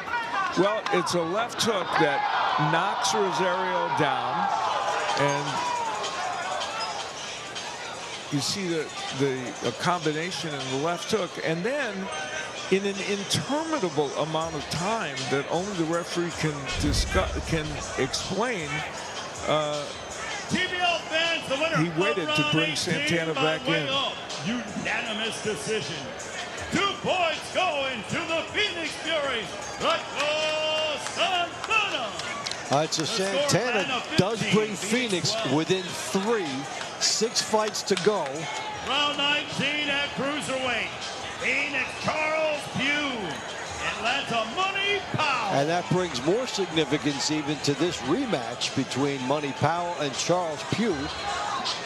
Won by Powell in a pleasing slugfest not that long ago. Yeah, around the watch, and it's looking like it is that because Phoenix is creeping closer, and he would like to, Money Powell would like to push that back. Atlanta has never trailed, yet still up by 3. Phoenix very much there. As you look at Money Powell, now up to 10 points with that earlier win tonight, going above Adrian Taylor. And here's going to be an interesting question. Now, the 39-year-old Charles Pugh coming back round 19 after round 15. Can Money Powell make stamina an issue here? Yes. And Money Powell's not the kind of fighter that comes after you with big volume. He's more tactical, even though he will land power shots as he did in the first round. Would he change his style a little bit and be a little bit more aggressive because of what you just said? If you're Atlanta, you're hoping that you get a win, you go back up 4 with 5 rounds to go, which is good. You're Phoenix, you get within 2 or even lower than 2 if Charles Pugh does something big for you here. Also, Money Powell is a very good body puncher, and I wonder if he'll be more tempted to try and go downstairs. I know it's only 1 round here, but still, you might, against, again, the 39-year-old with this quick turnaround. So far, Pugh's been pretty active here. Yeah, bouncing around like he's 29, not 39. You see Powell going downstairs, jabbing to the body. He's done that 2 or 3 times.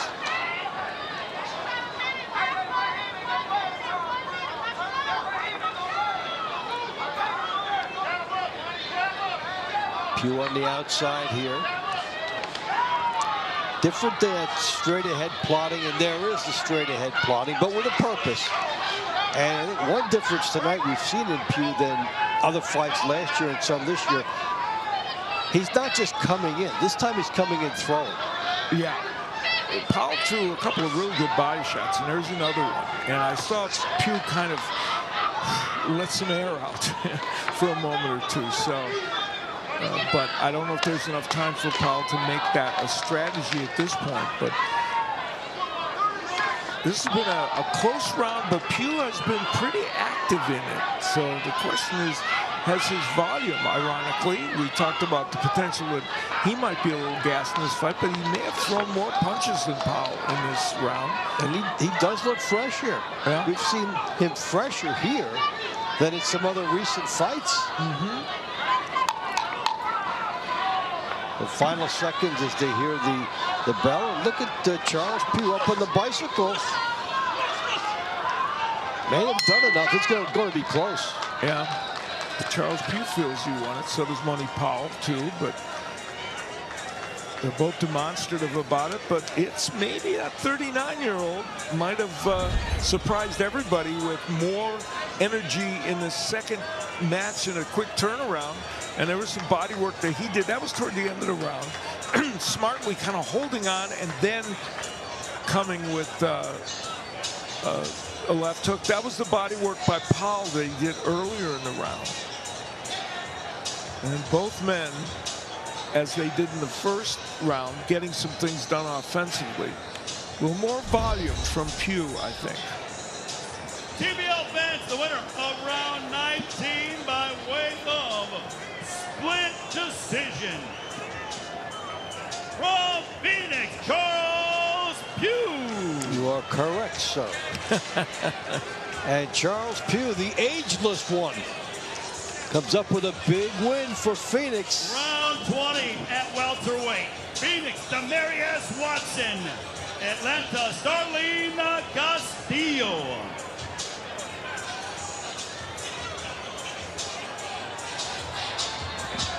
Watson and Castillo.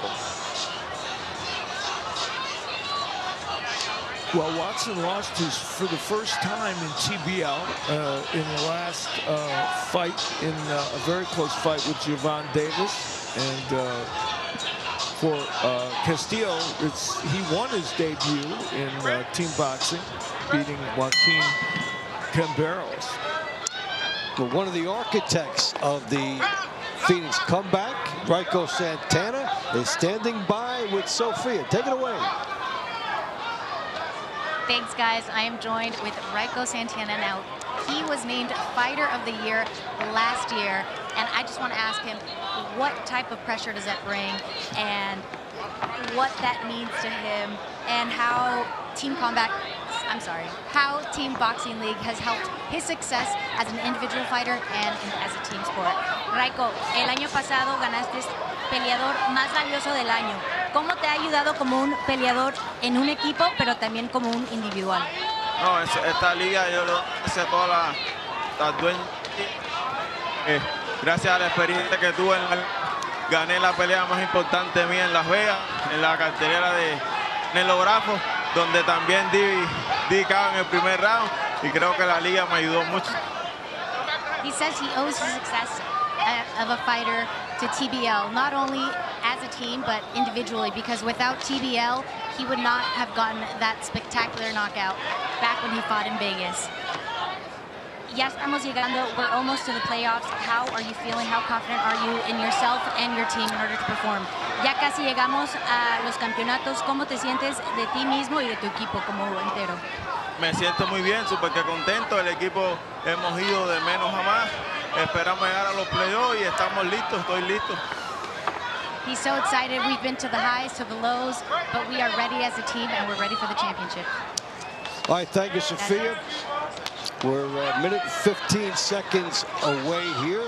Watson and Castillo in a barn burner night. Yeah, they are both going at it, and both men doing good offensive work. Watson was in a close fight before and didn't quite get the nod, and he's in another one now. And the stakes enormous for Atlanta. Season on the line, 15-13 up here. Has been leading from the first decision on. You know, Demarius Watson, I mentioned, he 11-0 as a pro, he's only 20 years old, only fought one of the fighters he'd fought with the winning record. You wonder about a guy like that as a front runner.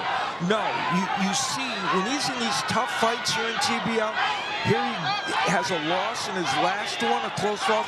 He's battling away here against a very good pro who has much more pro experience than him.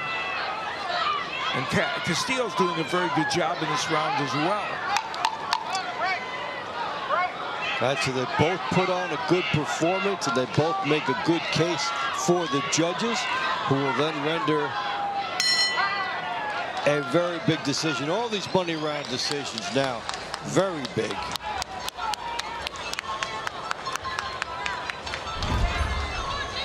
Some of the action from that round, it was just non-stop during the course of it. And Castillo getting some good work done on the inside with the right hook, and they continued to battle away. TBO fans, the winner of round 20 by way of split decision. From the Phoenix Fury, Demarius Watson. The score, Hold Atlanta on 15, for the Phoenix home 14. stretch. Phoenix is within 1 in a fight that Atlanta has led all the way.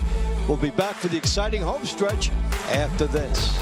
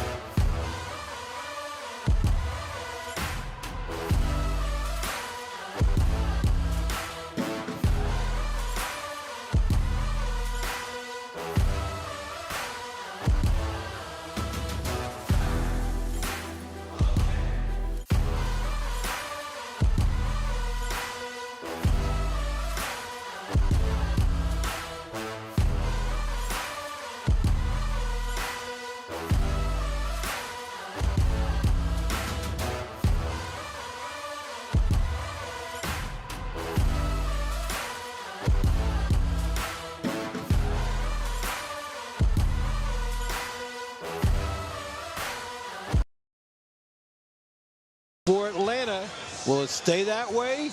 Could they stay in front? Let's bring it inside for the big home stretch. Round 21 will be in the heavyweight division. Phoenix, Cesar Navarro. Atlanta, Devon Young. All right, Navarro and Young. Navarro getting a knockdown first time he fought. And a knockdown here will put Phoenix in front for the first time. Well, this is gut check for Atlanta for their season and for this night. It really is. And Devin Young, who felt cheated out of a decision win against Manuel Villalobos, will come in with a little fire here, I think. And remember, Navarro got stunned by Clarkson toward the end of that last round. We'll see if that has any residual effect. Devin Young, again, continuing the theme of trying to land that right hand. He landed against Villalobos. Navarro's a very different fighter than Villalobos, though, physically and the way he fights. But still, Young's using the same weapon, good right hand. We mentioned the Navarro knockdown. What would that mean in the scoring? 2 points for a knockdown. You get 2 knockdowns, it's 3 points, and 4 points to KO TKO. Is the big grand salami. So here we go with that. 4 rounds left. Any knockdown now is monumental with so little time to go. And these are the fighters who have proven they can deliver that. Yeah, Young had Villalobos, I think, not stunned, but he felt his power in the last fight. And of course, we pointed out Navarro had scored that knockdown of Clarkson and had him in some trouble. Young's been effective here, I think, in this early part of this round. Navarro's done a little bit of good work, but the right hand of Young, again, has been important. Navarro, you see him, he wants to counterpunch. He's a counterpuncher, and that was what he did against Clarkson. Young doesn't attack the way Clarkson does, though. He's more measured, and Navarro's not had as much of an opportunity to counterpunch. And Young has been extremely accurate here. Oh, it does rock Navarro with that right hand. Navarro saying, bring it. Young said, I think I will. Yeah, but look at Devin Young. He unlike the charging Clarkson, he's taking his time. and throwing precise punches. Clarkson was a little too excited to come in. And they look at that left hand that Navarro just tried to land. He can land big power punches when he's countering. And he's trying to lure him in and create an opening. The veteran, Evan Young, not biting on it. Now trying to walk him back. Good right hand here by Young. And then he evades the counters coming from Navarro. Navarro tries to pound the body. Good strategy by Young to hold on the inside. Yeah, that's a veteran move. Don't give it away. Navarro, nice uppercut by Navarro on the inside. He's got a good one. But Young comes back. Very good one, too. He trumped him with that one. I'll see your uppercut, and I'll raise you. What drama on behalf of Atlanta in the final seconds of a number of fights. Remember the Thrill Hill knockout at 2:59, and here's one of the final seconds of this round. Well, Navarro, this is the uppercut that lands from Young after Navarro had landed his own. Navarro, well, actually, Navarro kind of missed with his uppercut, and it was Young getting his in after a very good round by Young, but then he had a good round against Villalobos that didn't get rewarded. So he probably thinks, well, I'll take it in my own hands. TBL fans, the winner of round 21 by way of unanimous decision. 2 points going to the Atlanta Attacks, Devon Young. The score, Atlanta 17, Phoenix 14. Much needed breathing room 22. for Atlanta. At lightweight, Phoenix, Kevin Quintero. Atlanta, Jeremy Hill. All right, Jeremy Thrill Hill. The last time, a knockout at 2:59 against Marcus Forrestal, who could not get up from a late knockdown due to an injury. So Atlanta has had magical things happen all night. Will it continue for 3 more fights? And this one gets into the fray because of the Samuel Clarkson situation, and now this is interesting because these two fighters were not sure if they would be fighting them a second time, and here they are. And Quintero coming out very aggressive, which is a little bit of a danger when you're fighting Hill, because we saw it in the last fight. He can land a counter left hand that can hurt you, and that's what he did in his last bout. He did, and then when the opponent couldn't get up, what would look like a 2-point win became 4. And all of these nuances weigh heavily in what is now a 3-point match for Atlanta. It's hard to remember a fight card in which a team never has trailed, but is holding its breath. Yeah, all this time. And has had some big leads during the course of the evening as well, but they keep shrinking. Atlanta led by 7, and then also by 6. And Phoenix came all the way back one time and got within 1 before that last knockdown.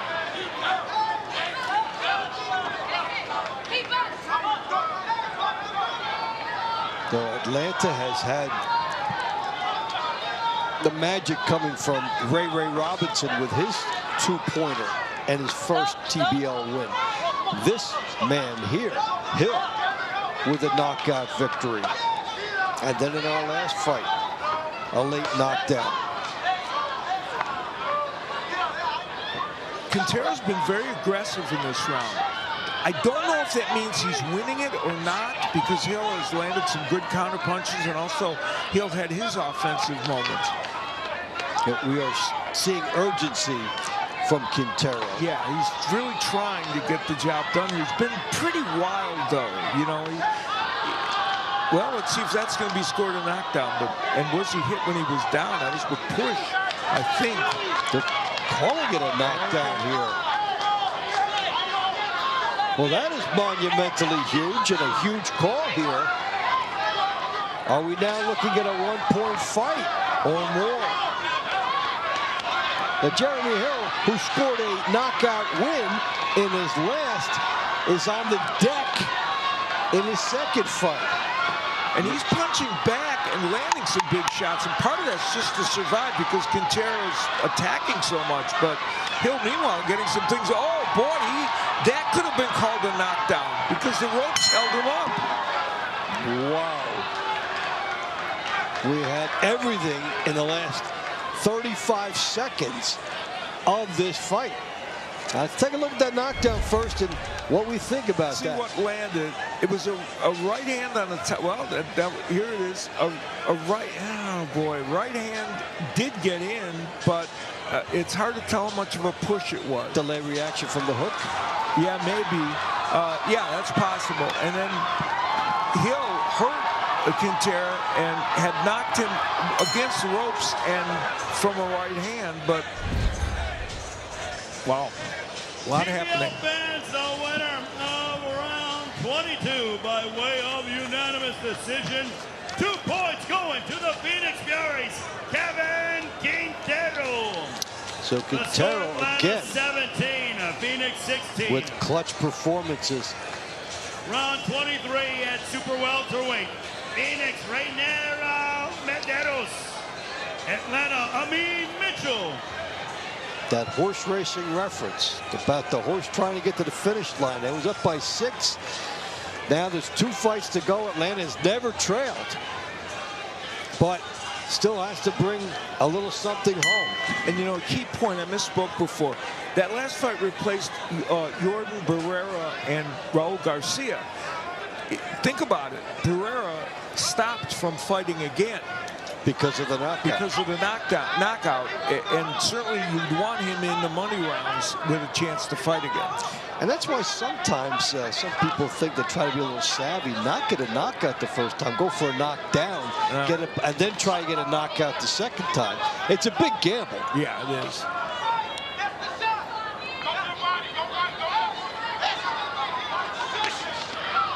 The right hand getting in here for Atlanta. So here we are in what has been a magical night for Atlanta. Will it stay that way? Well, you know, Amin Mitchell won the first encounter between these two. Good left hook and a right hand by Mitchell. At the time he did that, he put Atlanta up 7-0. Nice hook again by Mitchell. Medeiros, you know, in his debut here in team boxing is switching a lot from lefty to righty, and sometimes it's helping him, sometimes we're not sure. But in his debut, he's got some pressure on him because a win here, important for Phoenix, still down by 1 point. When Amin Mitchell walked out of the ring in the launch rounds, he had put Atlanta up 7. When he walked back in the ring, he's protecting a 1-point lead. That's fascinating. And he's been very, Medeiros landed a nice shot there. The best of best punch. I'm not sure he didn't stun Mitchell with that. I think he did. It's the best punch Medeiros has landed. And in his pro work outside of TBL, Medeiros has 3 knockouts in 9 fights, so he's not known as a knockout puncher. But even a knockdown would be so significant here, and he's got Mitchell firing wildly. There's good uppercut by Mitchell. Mitchell has done a lot of good work in this round, but Medeiros has come back and there just landed a nice left hook.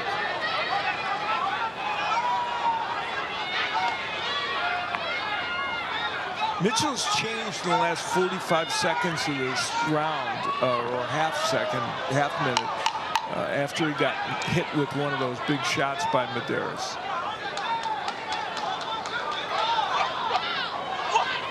But there he attacks.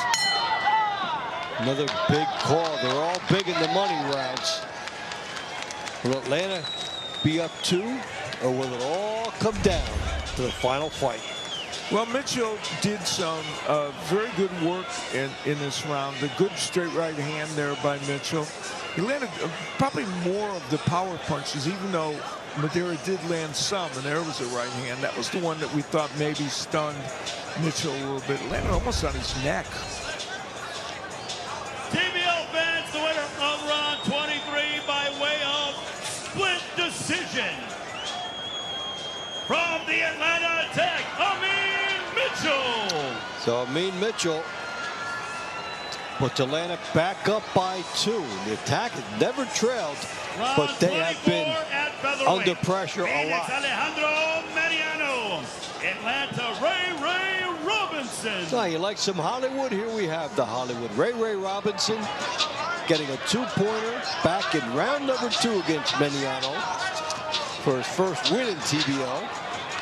And now he comes back and tries to put the icing on the cake. And Ray Robinson, it's interesting. Without a lot of success this season, is cast in the most important role Atlanta could have him in. This is their season. Now, they do have a 2-point lead. Had it been even, you know, he can still lose a decision and they can win it. But he's also been dropped in fights, so there's that risk. And he was very aggressive in the first fight and did a terrific job offensively. Mariano did land some pretty good shots in that round. Here comes Ray Robinson as if he is totally unaware and oblivious to the score. Yeah, that's intriguing because he is, and we've seen Ray Robinson in a lot of other fights not even be aggressive. That's the fascinating part. Part of the problem he's had in this season is being a little too passive. So this is really intriguing. He was aggressive in the first fight. Now here in this one, from the team aspect, that might not be the best strategy, but he's employing it. And there's a team aspect, and it's how you feel if you think you'll be rewarded for aggression. So it's one thing to know that you have to sit on the lead and you know the score and you do the arithmetic, but that either fits you stylistically or it doesn't. Yeah, and you know, Robinson is doing a good job offensively. He's throwing some really nice right hooks. Every time he throws that right hook, though, I'm guessing Sam Arnold is holding his breath because Mariano is looking to land his own in response to that. If you're Atlanta, that clock is ticking painfully slow. And Ray Robinson, a minute to go, entrusted with the hopes of the Atlanta season. We said at the top of the show, every team in this league has found at least one outing where they went way above expectations and what they had done in others. And for Atlanta, this is that night in which everything has been laid down. And they are 30 seconds away from being rewarded as a team, but still in danger. You know, on some level, on the inside, Robinson's safer because he won't get hit with one of those straight left hands from outside. And Robinson's doing a very good job on the inside. He's throwing good body punches, short right hooks. He rolled the dice, didn't he, in this fight? Rolled the dice and came up with an 11 if you're talking about the first dice roll, or a 7. Yes. But you know what? So far, anyway. You can draw up X's and O's, but it's emotion in there. Tonight with Ray Robinson, fortified by the first win, rolled the dice the second time, and came out okay. Many stories here tonight. I mean, yes. Many. That one's one of the most interesting ones. Ray Robinson, no wins coming in here tonight. He gets a knockdown. He completely changes his style of fighting. I mean, completely. And then in the last round, when the old Ray Robinson might have been the guy we wanted to see, he comes out and does this, blasting away against Mariano and taking all the chances in the world, but getting the job done, trading right hooks with his southpaw opponent, and comes, we think, well, no matter what, they're going to win Atlanta, and I think he won the round. TBO fans, the winner of round 24 by way of split decision.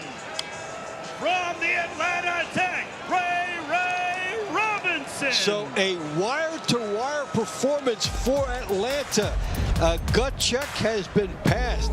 The attack right back in the thick of the playoffs.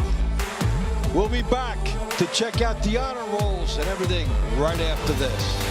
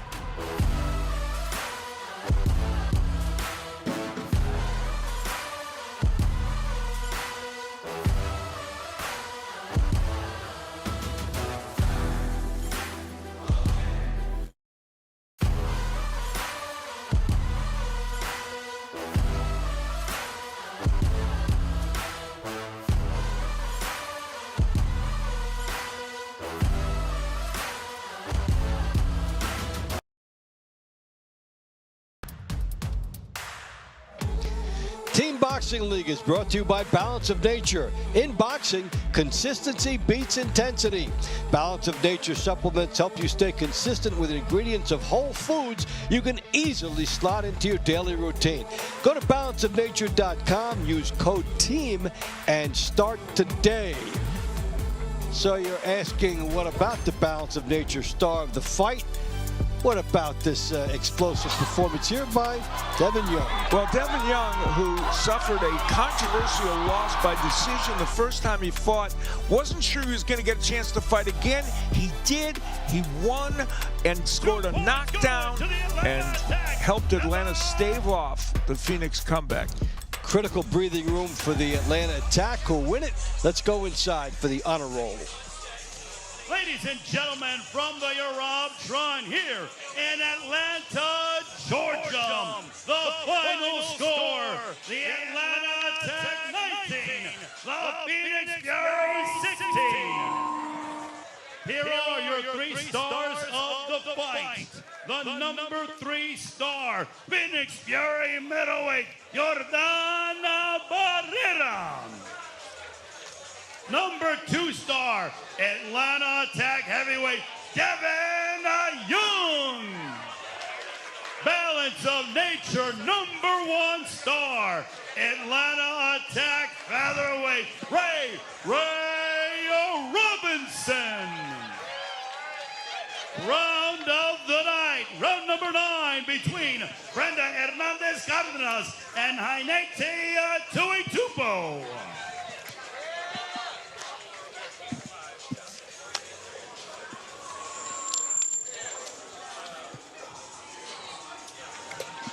All right, Sonny, you guys are still on the way to the playoffs. Tonight didn't go your way, but your fighters still put on a show. How do you feel about the performance and the team as a whole? They did a good job, man. We just got to go back to the drawing board and regroup and come back a little stronger. Is there any fighter or any round that caught your eye, and what adjustments did they make? The heavyweights, they did a good job, man. It was a close couple decisions. They're pretty close. Could have went either way, but good job to Atlanta. Did a good job. Thank you. I remember you told me keep an eye out for those heavyweights. Thanks, Sonny. Hey, Coach, how you feeling? And I feel wonderful, man. I feel wonderful. Like, we could have just easily threw the towel in on the season, man, but I just got faith in my team, and we keep fighting and fighting, and we're going to fight our way into the playoffs. Now, we got to chat before the night even started, and you said, hey, I'm competitive. There's still a chance that we can come out on top. What type of adjustments did your team have to make because you guys were on top? Phoenix was closely following behind, but you guys came out victorious. Well, the thing about it, I feel like our record don't reflect how good our team is, because the fact of we've been in a lot of close fights and we fought all the great TBL teams in the beginning. So, you know, this just making it like even more easier for us to fight against like a normal team like Phoenix. You know what I mean? Because we've been fighting all the Vegas and all the teams that's, you know, hard to beat. So they gave them to us back to back. No excuses, but you know, now we're just trying to fight our way back into the playoffs. Thank you. Congrats, Coach. Devin, how you doing? Incredible performance tonight. You got a knockout. Were you looking for the knockout, or did you just spot the opportunity and thought, hey, why not go at it? The first fight, I was looking for the knockout, but it didn't come. In the second fight, I just went out the box and did my thing. Congrats on the win tonight. Thank you.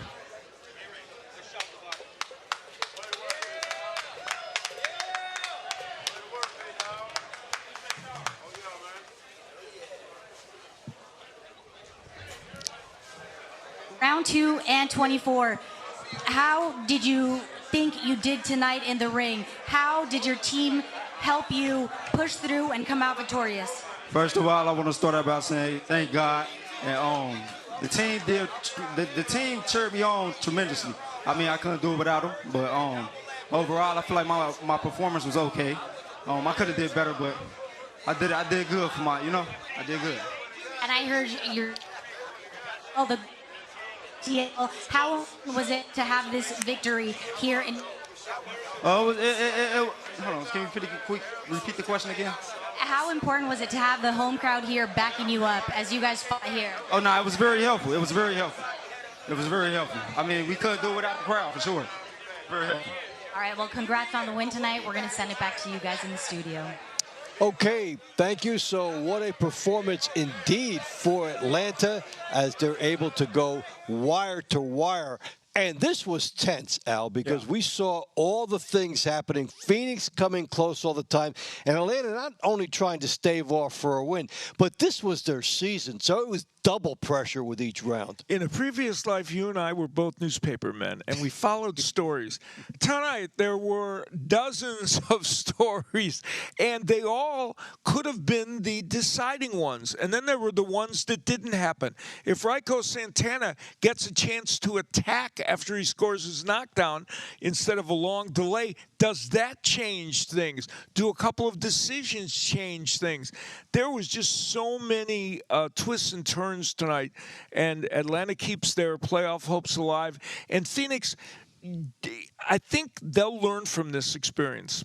Yeah, an exhilarating victory for Atlanta. Let's take a look now. What happens to the attack? Well, they're just on the outside looking in, and if they get a tiebreak scenario with Nashville, or they get one more, they could be right there. They were all but buried. That's why it was a must-win, and this team is able to get it.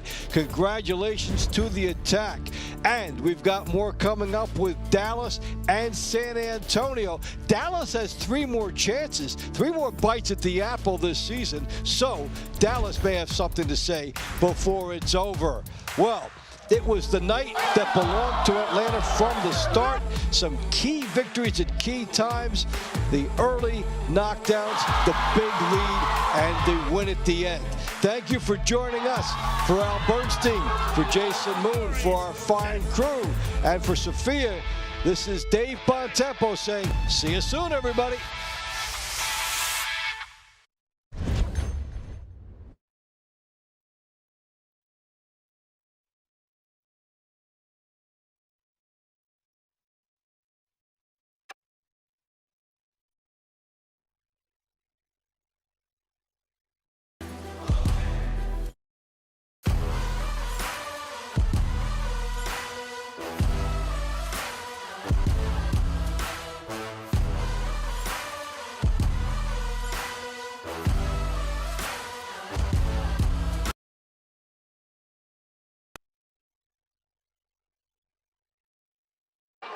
Yes, I am joined. Hey guys, thanks. I am joined by Hainite. Now, your coach said that you have what it takes to get the momentum going and start something for the team, and that's exactly what you did in the first round. What type of motivation do you get knowing that your performance impacts the team as a whole? Well, being first, yeah, you definitely got to go out there and get it and get right to it. But I think the style of this league is definitely just like action. So, yeah, I know that all the time here. Now, traditionally, boxing is an individual sport, but changing the format of the sport, how does it change your mindset? It's definitely good. It's definitely fun to be here with the team, but I said the mindset is always the same. The most important thing for me, I believe in God. And so, having that faith that God's going to do what he does and you got to just try your best every day. That's what you got to do as an athlete. Thank you. Back to you guys.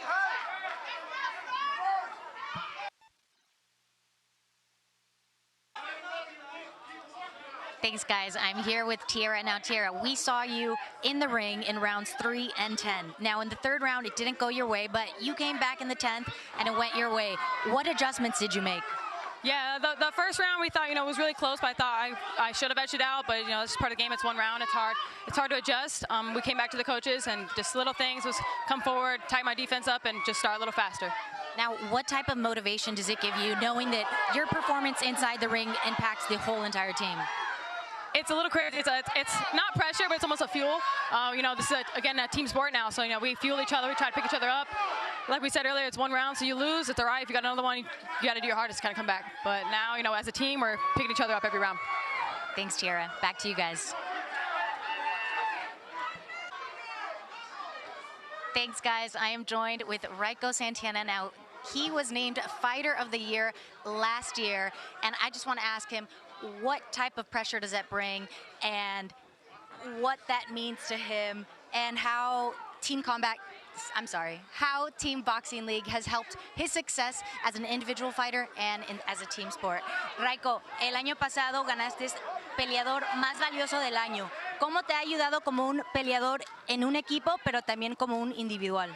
No, esta liga yo lo doy gracias a todas las dueñas.